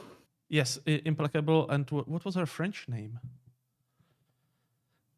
I can't recall off the top of my head. Let me get... It was one of the captured French sailing ships that was serving as a hulk for ages. After World War II, she was in a pretty poor state, so the Royal Navy wanted to get rid of her. She was offered to France as to museum, but that wasn't accepted. So she was sunk by actually having her entire bottom blown off by demolition charges, and even then she was sinking very slowly. Because mean, the sailing ships were made of wood. Wood generally tends to float, or at least not to sink as readily as steel. So sinking a sailing ship was pretty hard. Plus, the cannonballs were generally hitting above water, so there's that as well. So there was only one ship sunk directly at the battle, and that was, I believe, because of fire, right? Yes. It was the keel, and it actually sank after it surrendered. Yeah, it surrendered, and then they couldn't. Yeah, fire tends to be far more of a reason for ship losses in battle than actual sinking. Because, I mean, as you say, it's wood, but I think, as you also mentioned, the thing is, if you've got a choice between firing what, in the grand scheme of things, are still relatively low velocity weapons. I mean, you don't want to get hit by a cannonball, but it's not the world's highest velocity nor the world's best traveling underwater projectile. You can try and punch some holes underwater, maybe. That might work, but even if it works, it's going to take hours for that ship to sink. Or you can fire your guns at the men and the guns that are actively firing back at you and trying to kill you. So shockingly enough, that's where the majority of the firepower was directed. But at the same time, whilst it is an overwhelming victory in terms of the number of ships sunk, that's not to say that the British came out of it scot-free. There were a lot of casualties. Granted, there were more casualties on the Franco-Spanish side, but an awful lot of the British ships were dismasted and crippled, and the only reason that they themselves, because normally if a ship is dismasted and crippled, that's when you surrender, because you now have no ability to maneuver and the enemy can mob you. The only reason that doesn't happen is effectively because the British columns just keep piling in. So there's no opportunity for the Franco-Spanish fleet to go after some of the British ships that they've effectively disabled, because more British ships just keep turning up, one on top of the other. And to be fair, some of the British captains are quite determined. I mean, Belle Isle is, which is in Collingwood's column, is almost immediately dismasted and turned into a floating battery. But she has the rest of Collingwood's column coming in to help. Mars, at one point, finds herself in the same situation, at which point the captain of Mars manages to jury-rig a tiny little sail on the stump of one of the masts and goes bravely sailing around at about 2 knots trying to find somebody who'll stay in place long enough to fight him. Royal Sovereign gets towed around by Euryalus at one point because she's lost all her masts, and Euryalus brings news of Nelson being wounded and Collingwood having command, has to bring it through the battle, has to fight her way down, and while she's doing that, they go, take us in tow. And after the battle, actually, Collingwood ends up having to transfer his flag to Euryalus because that's the best option to command from, because she's back, she's okay. But this is one of the problems you're dealing with the British. They are very, very committed to killing the Franco-Spanish fleet. And one of the other things is that generally, in this time period, whilst you can strike your colours if the situation's really bad, if you're still capable of fighting, but your overall situation in terms of manoeuvrability might be hopeless, you would generally wait for the enemy to send a boat over more for reasons of honor than anything else. But if the enemy sends a boat over and says, look, you're dismasted, you can't maneuver, you can't sail, you should probably give up at this point, then you'd kind of go, okay, fair point. But in the absolute mess that is now the Battle of Trafalgar, when you've got Royal Sovereign and Belle Isle dismasted, they're kind of floating their base, as they basically being floating gun batteries, shooting at whoever they can get hold of. And a lot of the Franco-Spanish ships nearby are in the same kind of situation. But anybody who's trying to send a boat over to anybody else has to contend with the fact that there's gunfire coming from 16 different directions at once. So anyone who gets in a boat is basically committing suicide at the height of the battle, because it doesn't even matter whether you're shot by your own side or someone else. There's just guns going off in all directions aimed at all and sundry. So everybody quite sensibly stays aboard their own ships until the gunfire starts to die down.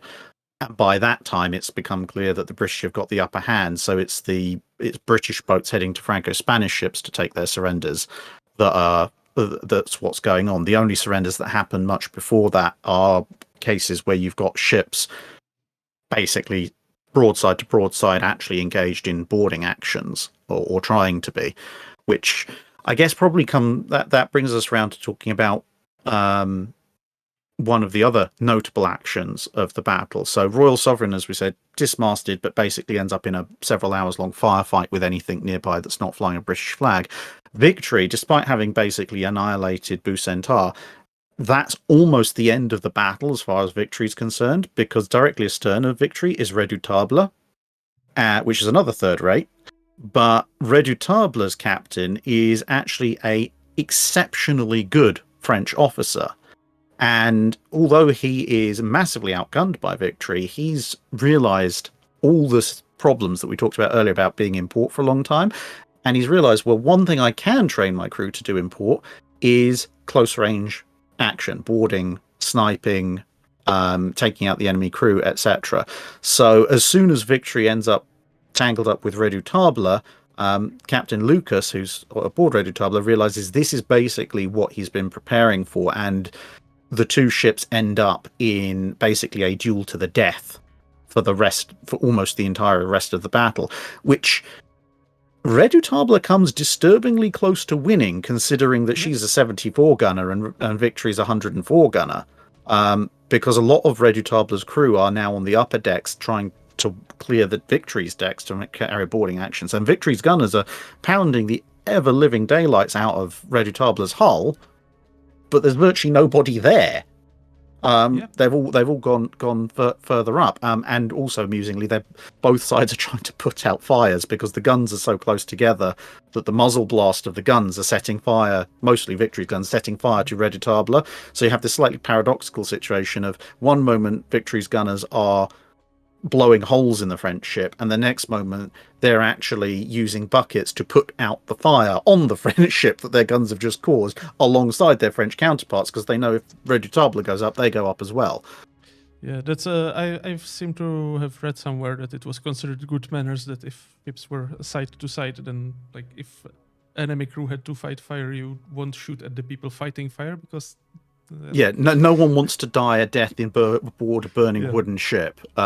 It's like even in that kind of battle, your first enemy is the sea, your second enemy is fire, your third enemy is the enemy ship and its crew.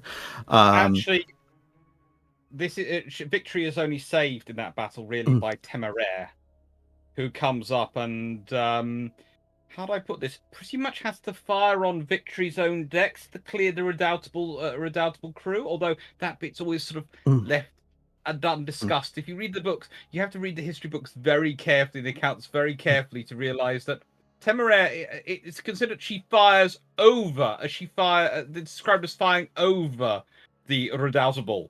Well, the only target she could reach over the Redoutable is Victory's own decks.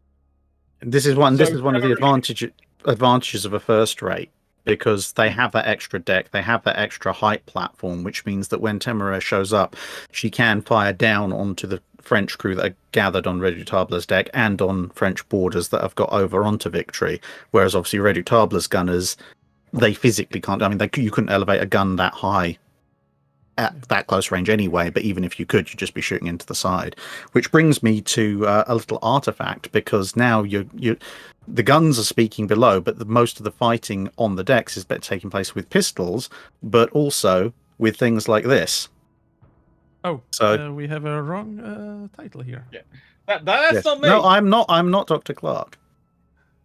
Although people are starting to confuse us for each other, which is which I think is, well, for me it helps because it takes time off my age. Makes me happy. This is a circa 1790 British naval saber, fighting saber. So this is the kind of thing an officer would be wielding in combat. This one is genuine and still sharp, if a little bit old. It's been worn. The blade's been worn quite thin. Just to clarify, this is not a cutlass, right? No. This is a saber. Cutlasses tend to be a little bit heavier blades and a little bit shorter, as you can probably tell from the fact that it's not quite fitting. The whole thing's not quite fitting in. Oh, maybe it is there if I do that. It is there. It's visible. So there. So you can see that's the full length of the blade. And this is the kind of thing most of the officers would be fighting with, maybe some of the crew as well. But they'll be using those kind of things for up close and personal action, because at this point you've got to also remember that whilst firearms exist, and they are in quite heavy use, if you're fighting an actual boarding action as opposed to being one of the snipers up in the rigging, you will only get one shot. Because if you're in close action, you get one shot, you try to reload, well, by the time you've reloaded, somebody's stabbed you. So people would often carry multiple pistols to give themselves multiple shots. But unless there was a lull in the action where you could try and reload, you basically would get however many shots you had as how many pistols you had, and then it was down to fight with sabers, fight with cutlasses, fight with whatever came to hand, a boarding pike, an axe, anything sharp.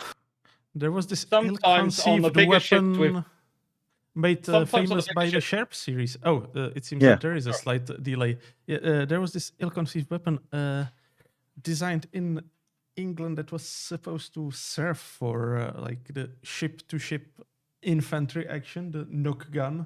Yes, the knock volley gun. It's wonderful. There was a pistol equivalent, the pepper box pistol, which was kind of an early revolver. Except that it rotated the entire barrel instead of just the chamber. And there were duck's foot pistols as well, which are like knock volley guns, except all the barrels are spread like this. Great for clearing card tables as well. So the pistol versions were somewhat useful in that you could send multiple shots downrange with a single blast. But as the Sharp series points out, the knock volley gun was good in theory in that you could fire something like 7 shots from a single pull of the trigger. But no one seems to have realized that meant you had 7 sets of recoil as well, which meant that unless your shoulder blade was made out of cast steel, or you happened to be built like a modern day sort of strongman, the chances were you'd fire that thing once and then you'd be nursing a shattered shoulder for the rest of the battle and unlikely to ever be firing anything again. Or you get thrown down from the mast. Yeah, you get thrown off of the crow's nest or something. It's not a good place to be. Yeah. Unless, as you often get some very interesting. Unless, as Chet mentions, you are Sergeant Major Harper. Yes. Yeah. He's one of those few people who can wield the thing. But yeah, as I say, it's the whole Victory Redoutable fight is one of those very interesting ones because it shows what could have been from the French side. Because Nelson's idea was this pell-mell battle. He wanted to annihilate the enemy, and to annihilate the enemy, that meant you had to get in close so they couldn't get away. He'd fought line of battle before. He'd seen what happens in line of battle. You could disable French and Spanish ships, but if they were several hundred yards over there with their frigates in support and other ships helping them, they could repair and get away. Some of them would surrender, some of them you could board, but a lot of them would get away. He didn't want the Franco-Spanish fleet to get away, and so by getting in close and personal, that was the only way to make sure that they couldn't. I mean, for example, Nelson had been in a battle where the Santissima Trinidad, the single biggest ship present and the biggest ship in the world at the time, in terms of warships, had actually been disabled and was in the process of surrendering when she was towed away by another Spanish ship. In this battle, Santissima Trinidad, again, well, to be honest, she wasn't exactly the world's most maneuverable of vessels. The Spanish called it El Ponderoso for a reason, but she did kind of sit there almost like a castle under siege, and one British ship after another would come up, exchange broadsides. Turns out 74 gunner fighting 144 gunner, even when you've got a high rate of fire, doesn't tend to go very well for you. So she'd fight one British ship until the British ship got a bit too battered and decided to either drift or sail off to find something else a little bit more bite-sized to go after. And then another ship was sharp, and another, and another. And this time, because it was this close action, she couldn't get away, and she ended up having to surrender, which, although she didn't stay around very long. I'll just quickly jump in. There is a call out in the chat. I will now try to pronounce it, and I will butcher it terribly. So, il y a des Français sur le channel de roast beefs. Hello. Bonsoir. Sorry. There is a question actually, since we are talking about the weapons from Bloodrave 375. How common were rifles like Ferguson and Baker in Royal Marine Service? Were there any? Ooh, that's an interesting one because officially the Royal Marines weren't, but a lot of captains invested in sharpshooters, and so good sailors who were good shots and etc.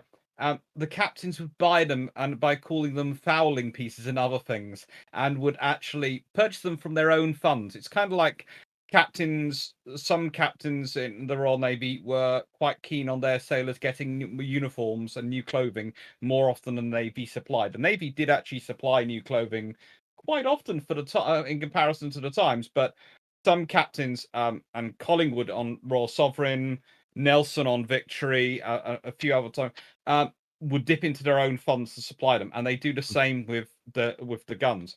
What the Royal Marines would often do in a boarding action, especially, is they would provide like infantry ashore. In that you could have them forming up. If you've ever watched the Battle of Islandana, Rook's Drift, when it's on the television, the movie, and you see them forming up into this group of free ranks, and they're firing in turn. The Royal Marines would sometimes do that down the length of a ship to clear off an enemy boarding party. That was how the Royal Marines were sometimes used in battle.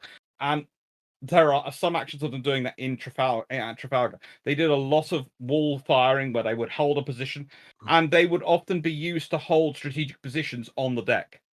So they would hold before the stairs. They would form a line with bayonets and muskets, and basically be a wall of red, which would hold their position on the deck against the enemy coming in. And then the sailors would do a lot of the more, let's say, maneuver fighting. But yeah, say when you have this fight going on between Redoutable and Victory, because Captain Lucas has trained his crew in basically this, he has snipers in the crow's nests, he has everything set up for a boarding action. He fights the Victory to a standstill, despite Victory's greater crew complement and greater firepower. And as I say, it does show what might have been at Trafalgar, because Nelson's engineered this close range fight.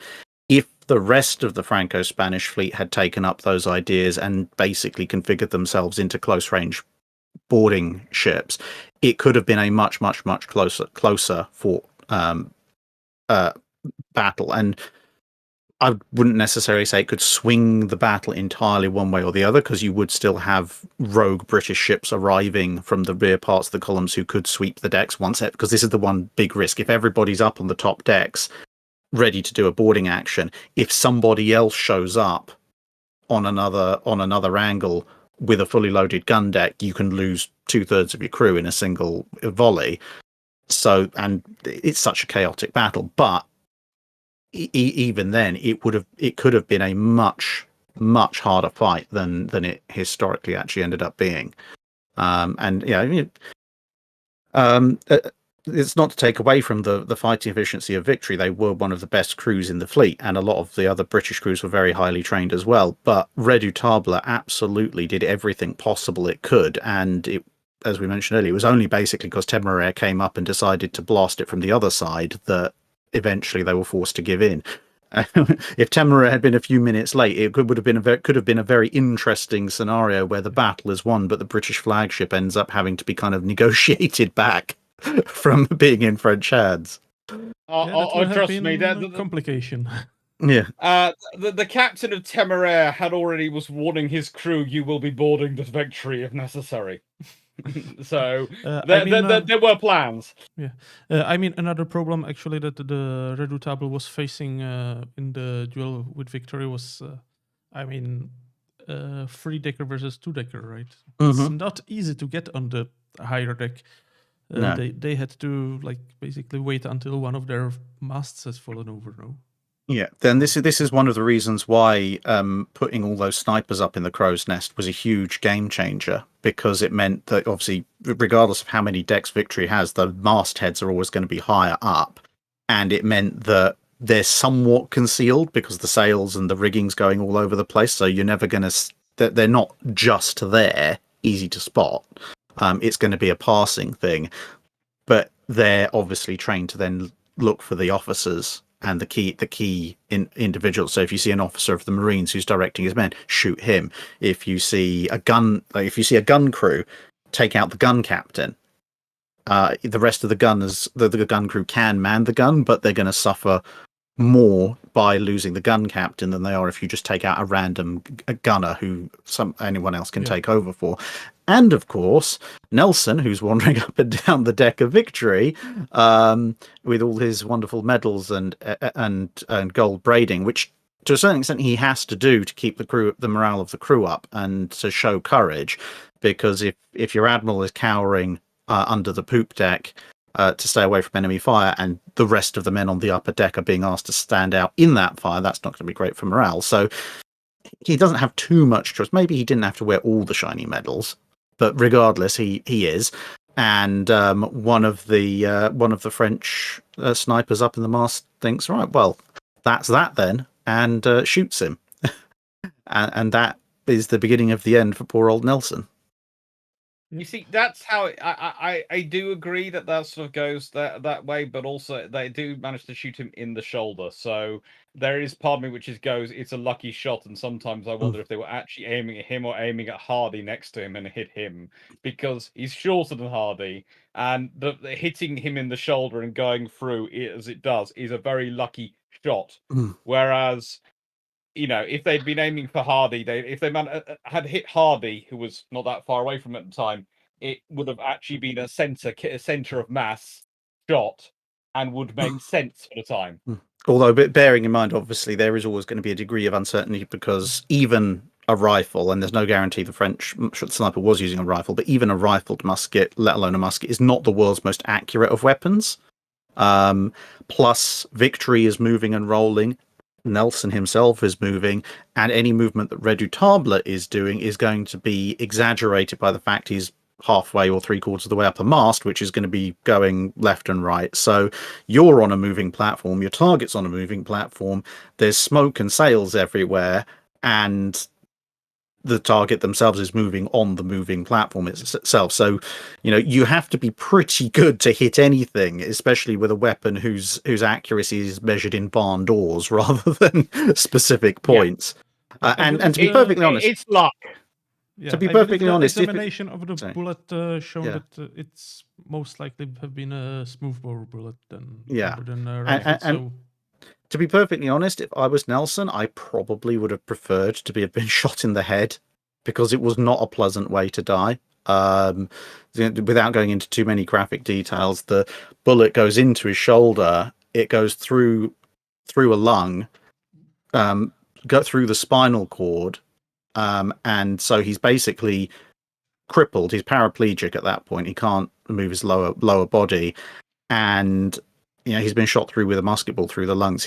Eventually he will drown in his own blood. There's nothing that anyone can do for him at that point. It's just a matter of time. So he gets taken below to the orlop deck, and he basically recognizes that he's done for. The surgeons try to come to attend him to see what they can do, and he basically tells them, I'm dying. There's nothing more you can do for me. So apart from just making him comfortable to last out however long he's got, he sends them away to deal with men who can be saved. And he remains down there for a few hours whilst the battle goes on overhead. And eventually he dies just after Hardy tells him that the battle is won and that a good chunk of the French and Spanish ships have surrendered.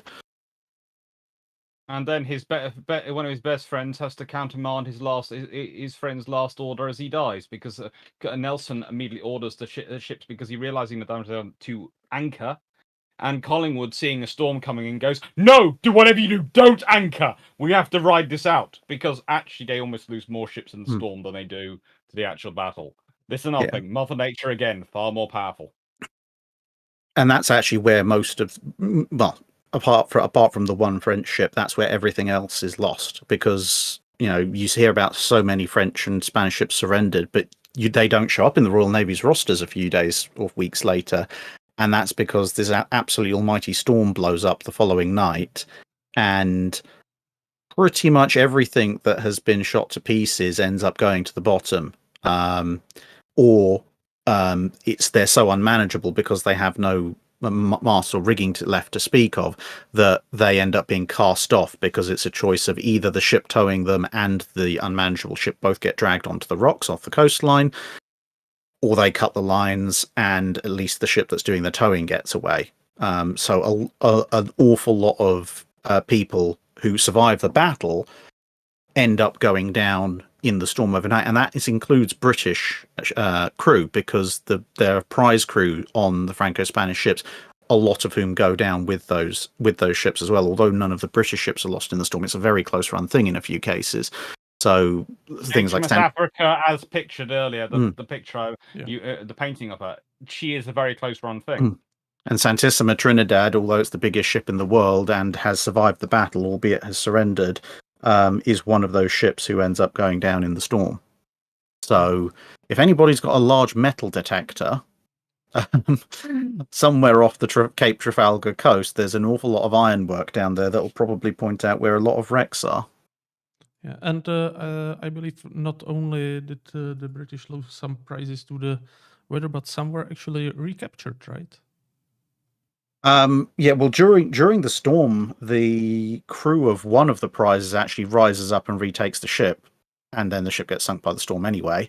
And one or two of the prizes, I think, after the storm are just left floating and end up getting retaken. Yeah.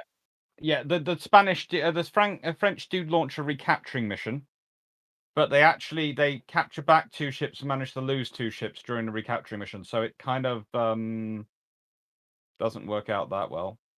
Yeah. And then, of course, a few days later, they have the Battle of Cape Ortegal, where they manage to lose every single ship that they have there.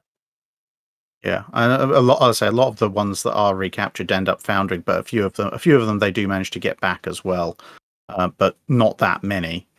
Although, whilst we're on the subject of the ships present, I would point out as well that it shows just how long this war has been going on.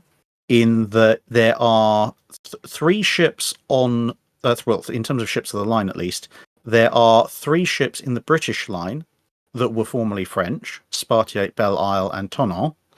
And then 2 further ships. And Temeraire, of course, is named for a French ship which was previously captured. That's what I was about to come to. Temeraire and Aquile are on the British side. They're British-built ships, but they're successors to captured French ships. But on the other side, you've also got Swiftsure and Berwick sailing the French flag, who are British ships that have been captured and put into service by the French, which leads to this rather interesting coincidence, because you have another Swiftsure on the British side in Collingwood's column, and it ends up fighting very close to its former self, the other Swiftsure on the French side, which has the potential to get rather confusing. There's also 2 Aquiles. There's the Aquile or Aquila. Sorry, I don't know how is it pronounced? It's in French, so it's Yeah. Achille. Achille, there you go. Ah. There you go. So yeah, so you have the 74 gunner Achille in the French fleet and the successor to a previously French Achille in the British fleet. And my favourite coincidence of the whole thing is that there's actually 3 ships present, all named after the same thing. The British have a 3-decker second rate, the Neptune. The Spanish have an 80 gun 2-decker, the Neptuno, and the French also have a third rate called Neptune. So there's 3 Neptunes, 2 Swiftshires, and 2 Achilles. So they're being very economical on the names. That could lead to some confusion, I guess. This is why flags are very important. Yes. One question that is rotating in my brain and not only in mine. For example, Jack from the State Farm is asking do you think Trafalgar has influenced modern naval tactics at all? I would say limiting it to modern as into the age of steam, and I think it did leave quite an impact, right? Because like in my mind, that and the Tsushima probably it helped a lot in forming the Kantai-Kessen, and then like. Yeah, well, I mean, virtually every battle up until this point, with the exception of 1 or 2 that Nelson had been involved in, had been very traditional battles, i.e., two fleets sail up, they exchange broadsides, a few ships on one side or the other either sink or surrender. There's a clear winner and a clear loser, but the majority of the losing fleet gets to go home. They've ceded the field of battle along with a few ships, but that's it. Trafalgar is completely different. It's a battle of annihilation where the vast majority of the enemy fleet doesn't come home. Obviously, the storm means they don't come home at all. But even if that storm hadn't come along, the Franco-Spanish fleet wasn't getting the majority of its ships back, and that kind of sets the standard because it's eliminated a large portion of the enemy fleet from the field entirely. Everyone after that wants to be able to do that because it's actually this is what Nelson was aiming for. It's a far more efficient way of dealing with the war, because if you've got roughly 30 ships per side, obviously it's not quite that at Trafalgar, but if you've got roughly 30 ships per side, if you fight a battle and the enemy loses 4 ships, well, by the time you fight the next battle, they'll probably replace those 4 ships. So it's a series of small tactical victories, and maybe eventually that adds up to the war ending. If you fight 2 fleets of 30 and you take 20 of the enemy, they've only got 10 ships. There's no way they're replacing those 20 ships anytime soon, which gives you dominance of the sea for a prolonged period of time, which in turn hopefully will help you win the war. And thus, everyone afterwards is trying to do this. They want to completely wipe out the enemy fleet. In some cases, it kind of works out. The Russians at the Battle of Sinop against the Ottomans, for instance. But it does lead to also a lot of disappointments and some rather interesting table turns as well, because you have the Battle of Lissa during the Ironclad era. Both sides are aiming for this war of annihilation. The Italians, by all marks, apart from the fact they had possibly one of the single most incompetent admirals in recorded history, should have won that. And if they'd kept it at a ranged fight, the way that battles have been fought previously, they probably could have gradually worn the Austro-Hungarian fleet down. But instead, both sides go in for a close-range battle of annihilation, and Tegethoff ends up winning. Jutland is expected to be a second Trafalgar, somewhat reinforced, as you mentioned, by Tsushima, which pretty much was the second Trafalgar in terms of decisive victory and annihilation of the enemy fleet.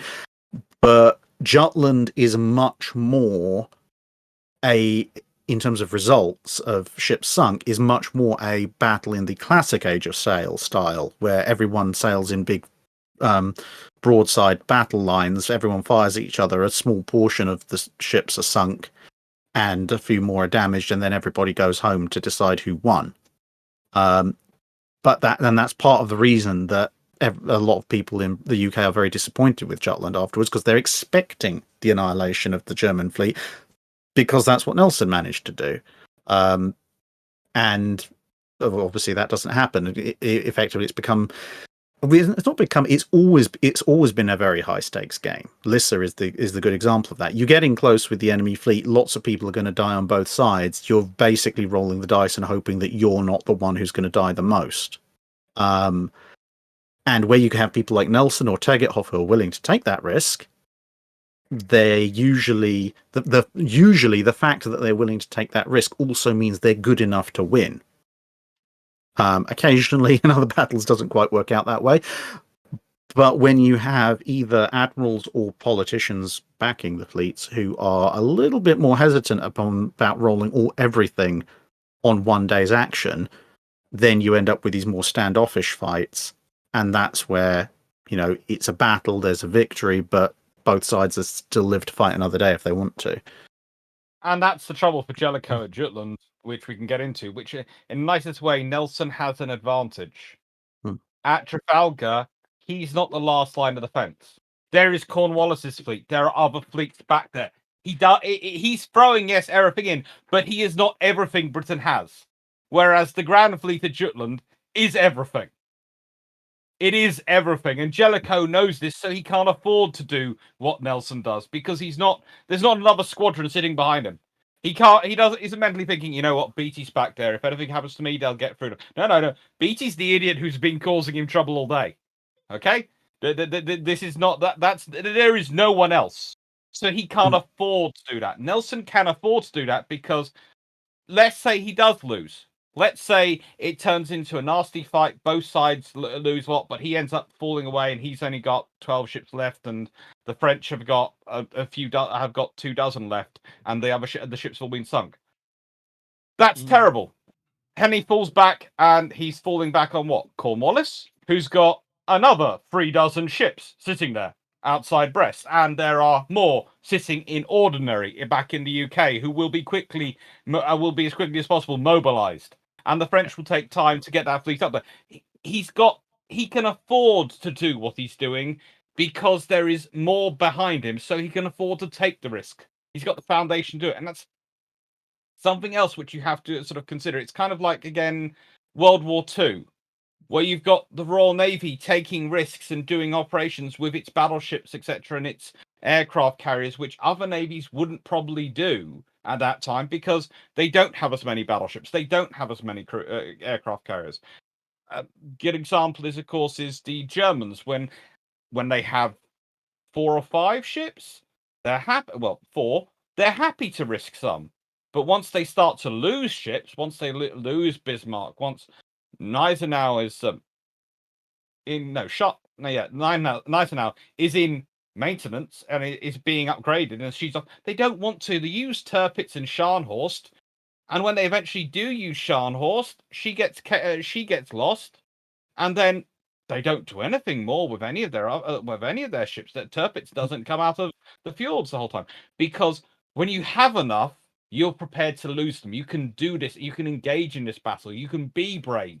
You can go for the close quarters, devastating fight where your weapons will absolutely annihilate them or put you at the risk of annihilating. Because if you get annihilated, okay, that's a problem. But then there's someone behind you who can stop these guys getting to your country. When you don't have that, you can't. The other thing you've got to remember, though, is that Trafalgar gets very mythologized.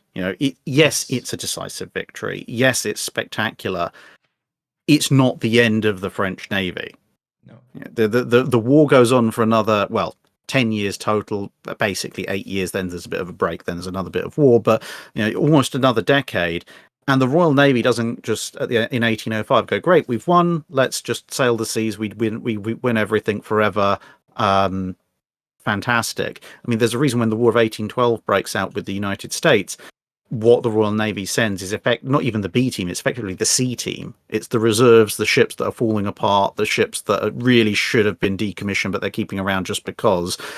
And that's because the best of the Royal Navy and the second best of the Royal Navy are still all off the coast of France. Because the French Navy's still around. Much as, yes, Nelson had ships to fall back on, the French had other ships to fall back on. We mentioned the Brest Squadron already. And they're rebuilding. This is one of the things the Royal Navy finds endlessly irritating and also useful about the French during the Napoleonic Wars. They have the industrial capacity to just keep building ships and some pretty nice ones as well. They build the H-clas, and they've been building that from that particular class of first rates for pretty much the entirety of the Napoleonic Wars. It's much bigger, much more heavily armed than any of the British first rates. The British don't get anything that can go gun for gun with an H-clas until the Caledonias in the 1810s. But the French keep building these ships, and sometimes the British think this is great because they just keep reinforcing their fleet by taking them. But then the French build even more. And so you're constantly having to blockade the French ports because every couple of years there's a new French fleet there, and you keep having to send people in like Cochrane to burn them or try and capture them or occasionally fight them in big fleet battles. But there's always more where that came from. The French fleet at the end of the Napoleonic Wars is not dramatically smaller than it was the day after Trafalgar, and it was still pretty strong then.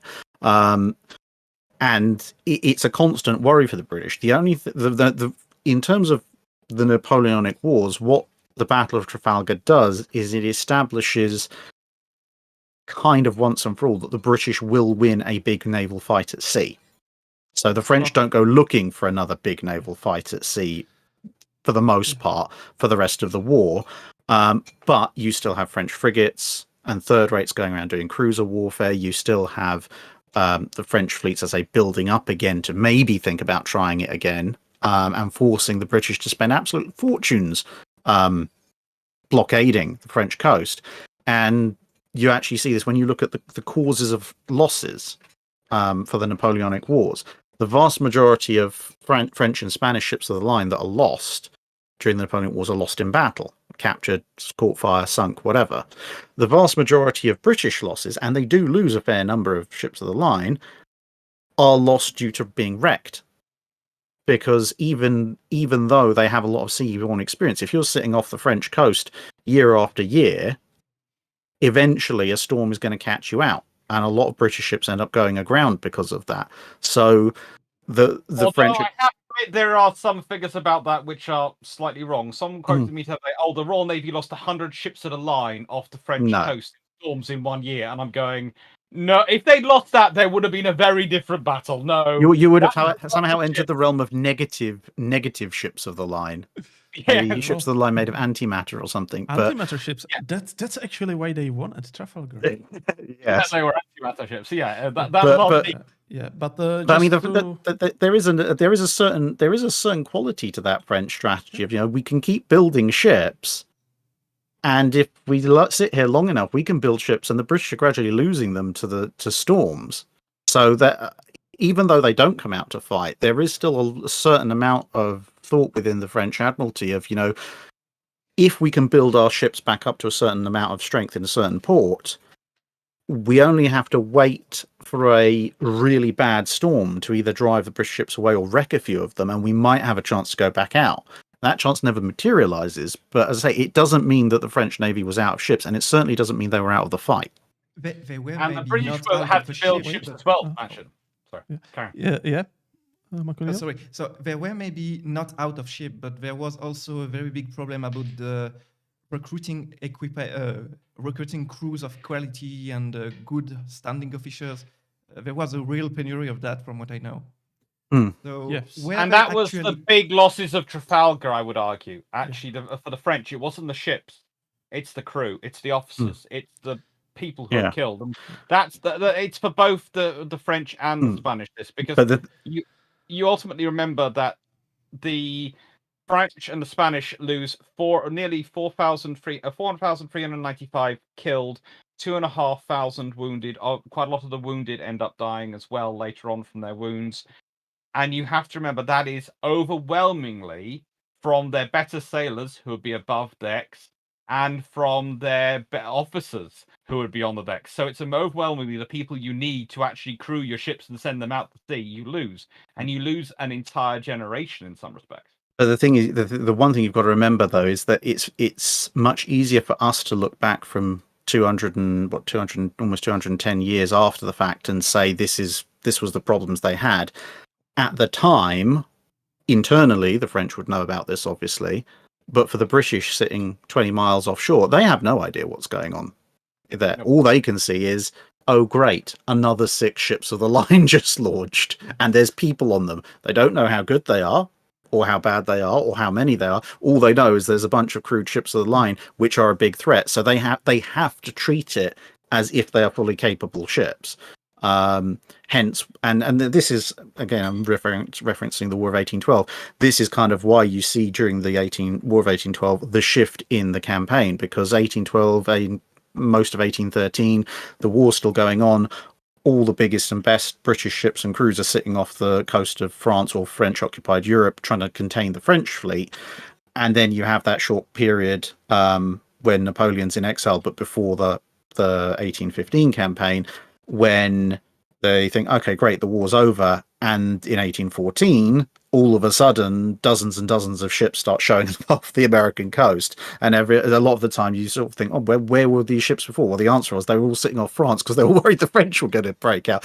As far as Britain was concerned, the French Navy, even after Trafalgar, was an infinitely greater threat than the American Navy ever was. Yes. And also, as you mentioned, since the A team and B team were basically keeping the French fleet penned in port, there was quite a lot of small scale action going off all around the globe, around the colonies. Because I mean, for example, in 1810, as someone already ages ago mentioned in the chat, but I had to do some studying on the side, the Royal Navy suffered actually quite a significant defeat, considering the forces involved at Mauritius, where like 2 frigates were sunk, 2 frigates were captured, and a troop was captured against 5 French frigates. So that was also probably one of the problems that the blockade prevented the experienced French naval officers who were out in the colonies, where they could sail much more than the squadrons in France. It prevented them from getting back and basically taking over some ships, right? Yeah, and there was also a bit of a case of directing your talent where you best could, because as Maconiel points out, they were obviously internally they knew they were having some issues, but then at that point you have a choice. If you have a dozen ships of the line sitting in port, do you try and find 10,000 men and cadres of officers for all of them to man them? Well, you're probably not going to, and even if you can, it's going to cost you a fortune, and the chances of finding a dozen really good sets of officers to lead the ships are fairly small. But you probably can find 2 or 3 good sets of officers, 2 or 3 really good captains in the area, and maybe 400 to 600 good men.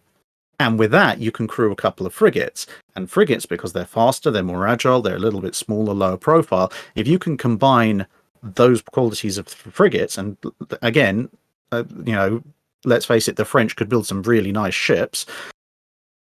You combine that with your handful of hand-picked really good sailors, they probably can slip the blockade, and did. And then once they're out at sea, as you mentioned, they get sea experience. So you compound the fact that you've basically handpicked these crews and officers with the fact they've now got working sea experience as they meander their way around the world. And that means that then when they run up into the West Indies, the East Indies, all sorts of places, they're actually far more of a threat, pound for pound, than the French ships of the line were during the Napoleonic Wars. And this is kind of why you see, obviously, as you mentioned, that particular fight, but you see generally during the Napoleonic War era, when a French fleet of ships of the line is spotted, most of the time the British admirals who are facing them think, oh, great, fight, this is great, we'll have a fight, and we're pretty confident we're going to win. Whereas when you see frigate actions, whether it be individual frigate actions or frigate squadron actions, the reports both before and after are an awful lot more cagey. And the British frigate captains and the admirals in charge of frigate squadrons occasionally, they know the French frigates and their crews are generally pretty much the best they're going to face, and they're a lot more picky about how they choose their fights. And where they can, they actually, believe it or not, will try and avoid them. There's a whole situation that goes down in the East Indies where a British frigate squadron, they spot a French squadron coming. They're outnumbered by, I think, 2 ships. Now, if you're talking about ships of the line, if you're maybe 15 French ships of the line and 12 British ones, British Admiral wouldn't hesitate about going full on against 15 French ships of the line. But and this is a much smaller, it's about half a dozen per side, but the British Commodore in charge of the frigates takes one look and goes, okay, a couple more French frigates, I'm not fighting that. And he ends up pulling off a rather significant deception plan. He ends up painting up a bunch of East Indiamen that he's escorting to look like ships of the line at a distance, and pretends that he is now actually a squadron of ships of the line escorted by a squadron of frigates. And the French commander rather sensibly looks at it and goes, well, I'm pretty confident I can take those frigates. I'm not so confident I can also take on 4 ships of the line. And the whole thing kind of just goes away. But it does show that that this whole myth of, oh, the French were useless during the Napoleonic Wars at sea is not true. It's not even true at Trafalgar. You don't end up with thousands wounded and dead on the British side against an enemy who's useless. But the French fleet's strengths during the Napoleonic Wars lie more with its frigates than its ships of the line. And also, you have to remember again the thing about the sea team sometimes being in charge. If we consider in 1810, who's in charge? Who the British have out in the Indian Ocean and the East Indies? They have a guy called William O'Brien Drury and another guy called Albemarle Bertie, and who is a baronet. And they they actually end up causing one of them dies on station, and this actually causes the Admiralty to be quite happy because they spend most of their time writing letters of complaint about each other home to the Admiralty and pissing off the Admiralty. To the extent the Admiralty is would probably have quite happily like to send out one of its more senior admirals out there to shoot both of them. But they didn't want to send anyone more senior out there because they needed them for blockading the French and those operations. And this is one of the problems when you start looking through it. You see very much the Royal Navy. They like to send good admirals out when they can. If they have enough good admirals, they will do. But sometimes they have people who are okay. And although I will say the East Indiaman trick, the Royal that's been used is used quite a few times. And in fact, East Indiamen look enough like fourth rates that they, with some painting, they can make them. And occasionally the French go, you know what? Oh, because there's actually one point a raiding squadron earlier on which runs into an unescorted East Indiaman convoy without any escorts, and they basically look like paint themselves up to look like look like fourth rates. And they all fire their cannons as if they can hit at that range, when actually they're mostly armed with carronades. And the French think, hang on, this is actually a ship of the line group. We'll get out of here. So they've had to do that a few times, and the reason they've had to do that, and the reason they're prepared to do that, and they know to do that, is because of the quality of the French frigates, and because of the fact that you can't be strong everywhere, and the Royal Navy has to make a choice where it's going to be strong. Yes, and speaking of French frigates, actually, that was also even when, even after Waterloo, the French Navy actually offered Napoleon a way to the exile. There was he was supposed to board one frigate, and the other frigate was supposed to make a basically suicide run at the blockading fleet to distract them. In the end, Napoleon declined this offer, but the frigate would have been better off doing that probably, because she was the La Méduse that's got wrecked some years later with quite ordeal for the survivors. But the French frigate captains were pretty aggressive and basically They could get a lot of money for being aggressive. Yep. You could get a lot of money being a French frigate captain. There was a good reason to do it, to be a frigate officer. And the French Navy has a long tradition of actually promoting from privateers to senior admirals. And that's actually, that leads us probably, because, the hour is getting late. Mm-hmm. But we couldn't have a stream about Napoleonic Wars on the sea and not mention one movie. And I believe there was a question earlier about that movie in the chat. But it was for the boarding actions. That question was actually about is the boarding action scene of Master and Commander actually the best depiction of a boarding action in a movie? Close there. Mm. It's close. I mean, Master and Commander is probably the single best Age of Sail movie that's come out in a long time. I mean, obviously there is a degree of Hollywood dramatization going on, but it's good. It's pretty. It's if you apply a kind of a mental this bit's obviously Hollywood filter, then yeah, it's pretty accurate. The fact that you're not fighting down below decks. It ends when the deck is cleared and you have the people at your mercy, and people actually, they give up. It's not a we're going to fight to the absolute last man. It's very confused. It's very messy. But once the crew, in this case of the Acheron, realize that it's not going to work out for them, they stop fighting. They surrender, and the other side accepts their surrender.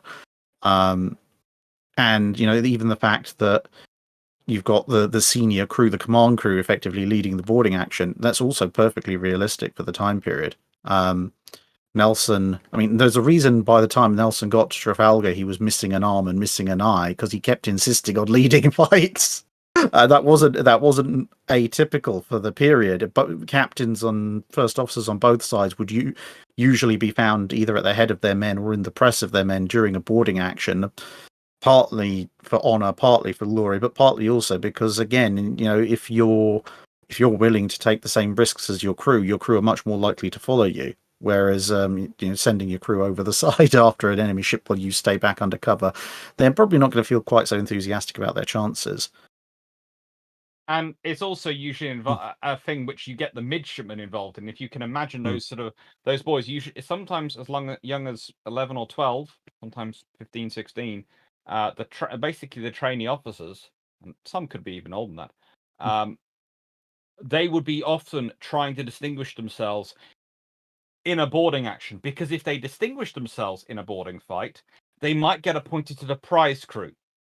And if they get appointed to a prize crew, which is normally run by one of the lieutenants, a midshipman could get a lot of navigation experience and a lot of training and skills that they can then put towards their navigators exams, which they have to take before they can take their lieutenant's exam, and that they need to pass those exams to get up the ranking. So, for a midshipman, for both the captain and the first lieutenant, there is a big thing about leadership of your crew, but for also the junior officers on the ship, there is a big thing in terms of proving themselves to the sailors, especially. So you'd have these young boys doing all sorts of random things. I mean, they would use their size to jump through cannon ports and all sorts of things to get in front of the men. So they were showing themselves, and quite a lot of them got themselves killed. So there is a disturbing.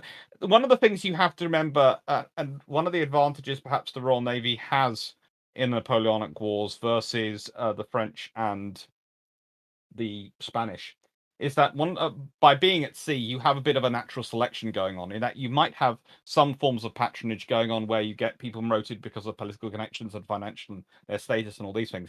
But the sea itself tends to try and kill you, and so you have to be quite good to survive that. Then there's the actual fighting. That can take you out. At many levels, you're leading from the front. And if you aren't leading from the front, it soon gets back to the admiral and to your crew. Your crew don't want to follow you. The admiral doesn't want to trust you. You lose command of your ship. So there are many points at which you can, let's put it this way, there are more points of selection for officers. Yes. And it does help them. The other thing, the main thing I would point out with any kind of Hollywood boarding action is that actually, bizarrely enough, Hollywood boarding actions appear to be a lot more fatal than actual boarding actions. Because in Hollywood, you shoot someone, they fall down dead. You cut someone, they fall down dead. You stab someone, they fall down dead. If you're going after someone with this, yes, getting hit by this will hurt a lot. I do not advise it. However, if you run somebody through with a point, they're probably still going to at least survive a few hours, even if you hit something vital. And this is one of the things you learn when you're, if you're doing saber fighting in HEMA, it's called double hitting. But the basic principle is, if you stab someone with this, if they're high on adrenaline in the middle of a fight, they might not even notice. And even if they do notice, the good chance is they're going to be, oh, right, you've stabbed me. Right, well, if it's the last thing I do, I'm going to stab you back. So people knowing this, tend to be a lot more cagey in real life fights about landing blows, because they tend to kind of want to live themselves more than they want to kill the other guy. But also, you can get cut in the arm, you can get run through in certain portions of your body and still survive. Okay, it's slightly less likely, but given the massive caliber lead balls, but you can still even be shot in that period and live, as long as it doesn't sever a major blood vessel or something. There's obviously a high chance of getting infected and dying thereafter, but there's a good reason why when you look at the casualty reports, not just at Trafalgar, but at naval boarding actions across the Napoleonic Wars, there may be a lot of casualties. There may be hundreds of casualties, but maybe only a few dozen dead. And a good chunk of them will have died immediately after the action of wounds a few hours later. The actual number of people who die in a boarding action, unless something goes horribly wrong or someone unloads a carronade on everybody, is actually very small. But there'll be a lot of people who might be missing limbs and bits and pieces of themselves and scars and everything thereafter. So I think that's one of the things you always have to bear in mind with any kind of depiction of a boarding action. In reality, a good chunk of the people that you see lying on the floor in reality would be lying on the floor because they are in an awful lot of pain, realize they're not particularly combat capable, and they don't want to get hurt even more. But they'll get back up again after the fighting is over, probably with a lot of cursing and swearing and hoping that some of their friends will help them up. Or they might even just get up again once the fighting passes them over and they have time to recover a bit, and then they can return the favor. But one important thing I think that was mentioned before with the captains, because getting popular with the crew was important for the captain in the time, because they, successful captains, among other traits, was that the senior sailors or the experienced sailors would stay with them, and because the captain was assigned to a ship for some time, basically for one journey, one deployment, but then he could be reassigned to a different ship while the ship was laid up or whatever, and he wasn't assigned a crew. He had basically, again, to usually build a crew anew. And if he was a successful captain who was good for his crew, who had a lot of prize money, and who showed that he's a decent ship by leading by example and stuff, he would have a higher chance of the experienced sailors who were the make or break the ship, because of them staying with him. The history you get is this idea that the Royal Navy is always pressing all its crew, and all its crews are pressed men, when in reality, most of the times, let's be honest, many of the captains in the Royal Navy, in fact the vast majority of them, would go to the town they're based on. It might be Chatham, it might be Portsmouth, it might be Plymouth, or any of the other naval towns. They would raise their flag and basically say, "We are recruiting for my ship." Then their purser would sit in a local pub and go, yes, which ship do you want to sign on for Captain so-and-so? Yes, I would. And they will also sometimes bring their own entourage automatically on with them that would form the kernel of their crew, and that's how they train up petty officers, and they bring up junior officers, midshipmen especially, would often be part of the following. Some of the junior lieutenants, some would be sent by the Admiralty, some would be appointed by, some would be the captain's own following, they'd be friends, etc. He would manage to get appointed. It builds effect. Again, Hollywood likes to talk about the press. Yes, it happened. But believe it or not, and this goes also for galleys, which if ever you see a Hollywood movie, the galleys are all rowed by slaves. It's kind of like in galleys, when you're going to have that little fight, you don't want to be surrounded by people who'd like to kill you.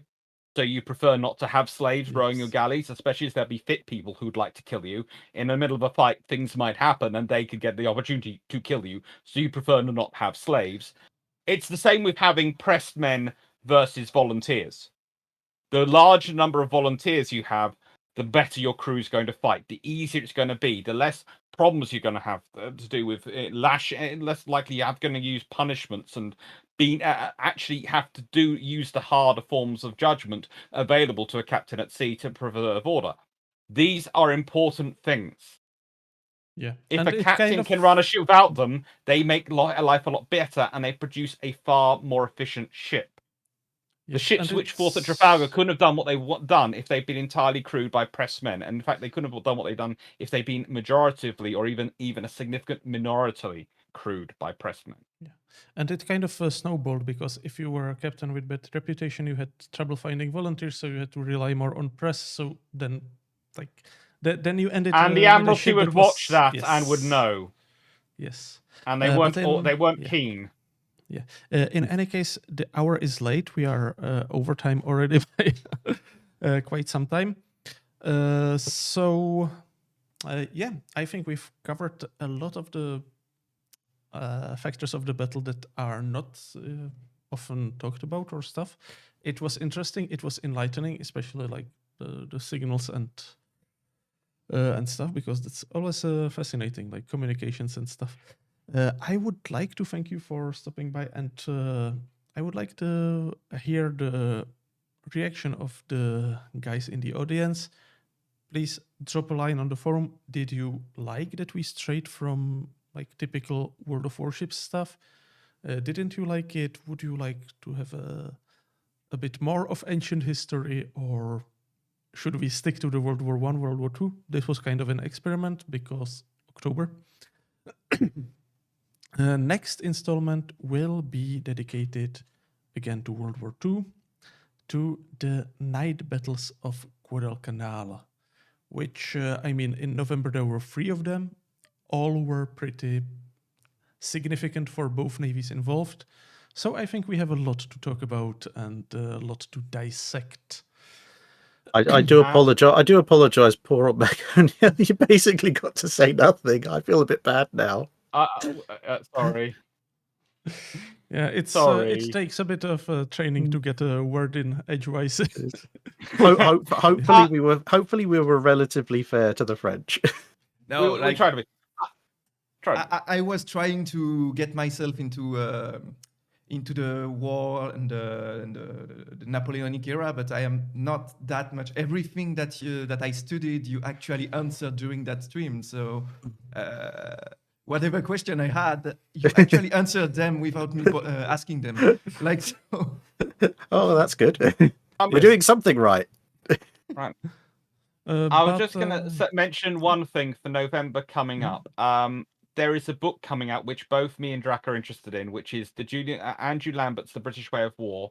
Julian Corbett and the British Way of War is what he's written about, and it's he's actually got an event which we are both going to, which is on the 8th of November, which is his book launch at King's College London, which is something we're looking forward to. But the book coming out by Andrew Lambert is, I have seen bits of it. I am hoping to get a copy to review. I'm hoping possibly he's doing signings on the day because I'll get him to sign it. But it is a fantastic book, and it looks like an excellent thing to read if you want to understand a lot of the Napoleonic myths, a lot of the myths from Trafalgar, a lot of the myths that come out of the Napoleonic Wars, and basically what historians tend to sometimes refer to as the Second 100 Years' War. Because whenever Britain and France start fighting, it turns into a 100 Years' War. We never fight for less than a century. So, everyone just watch out. Everyone thinks Britain and France maintain nuclear weapons because of Russia. No. It's for each other. But yes, Minister got that right years ago. That's why we can't allow each other to have nuclear weapons. Just, that's not that happening. So watch out for a third 100 Years War fight. But no, that book's coming out, and I highly recommend you looking up. Cool. That sounds interesting. And I'm also waiting finally for the battles, darings, and tribals. Well, in the other order. I've been told it's coming. The Kindle variant apparently is now already available for download, and people are downloading it. But the actual copies, I am told, are in the container and are making their way to Europe from where they've been printed, and it will at least be out by January. They don't tend to apparently release things in November, December, because they just get lost in the Christmas rush. But it is going to be out in January. Yeah. And assuming it doesn't get stuck in the Suez Canal. If it gets stuck, and of course he's got a book out at the moment. Yes. He's got his Russian battleships book out, I think. Well, I didn't write that one. USNI. Yeah, I didn't write it, but I helped get it reprinted. So yes, USNI, Russian and Soviet battleships, probably the only decent book on the subject. It's a very good book on the subject, and it's all out thanks to him, although he is making a lot of people cry because of getting a new edition printed. Death to scalpers. Yeah.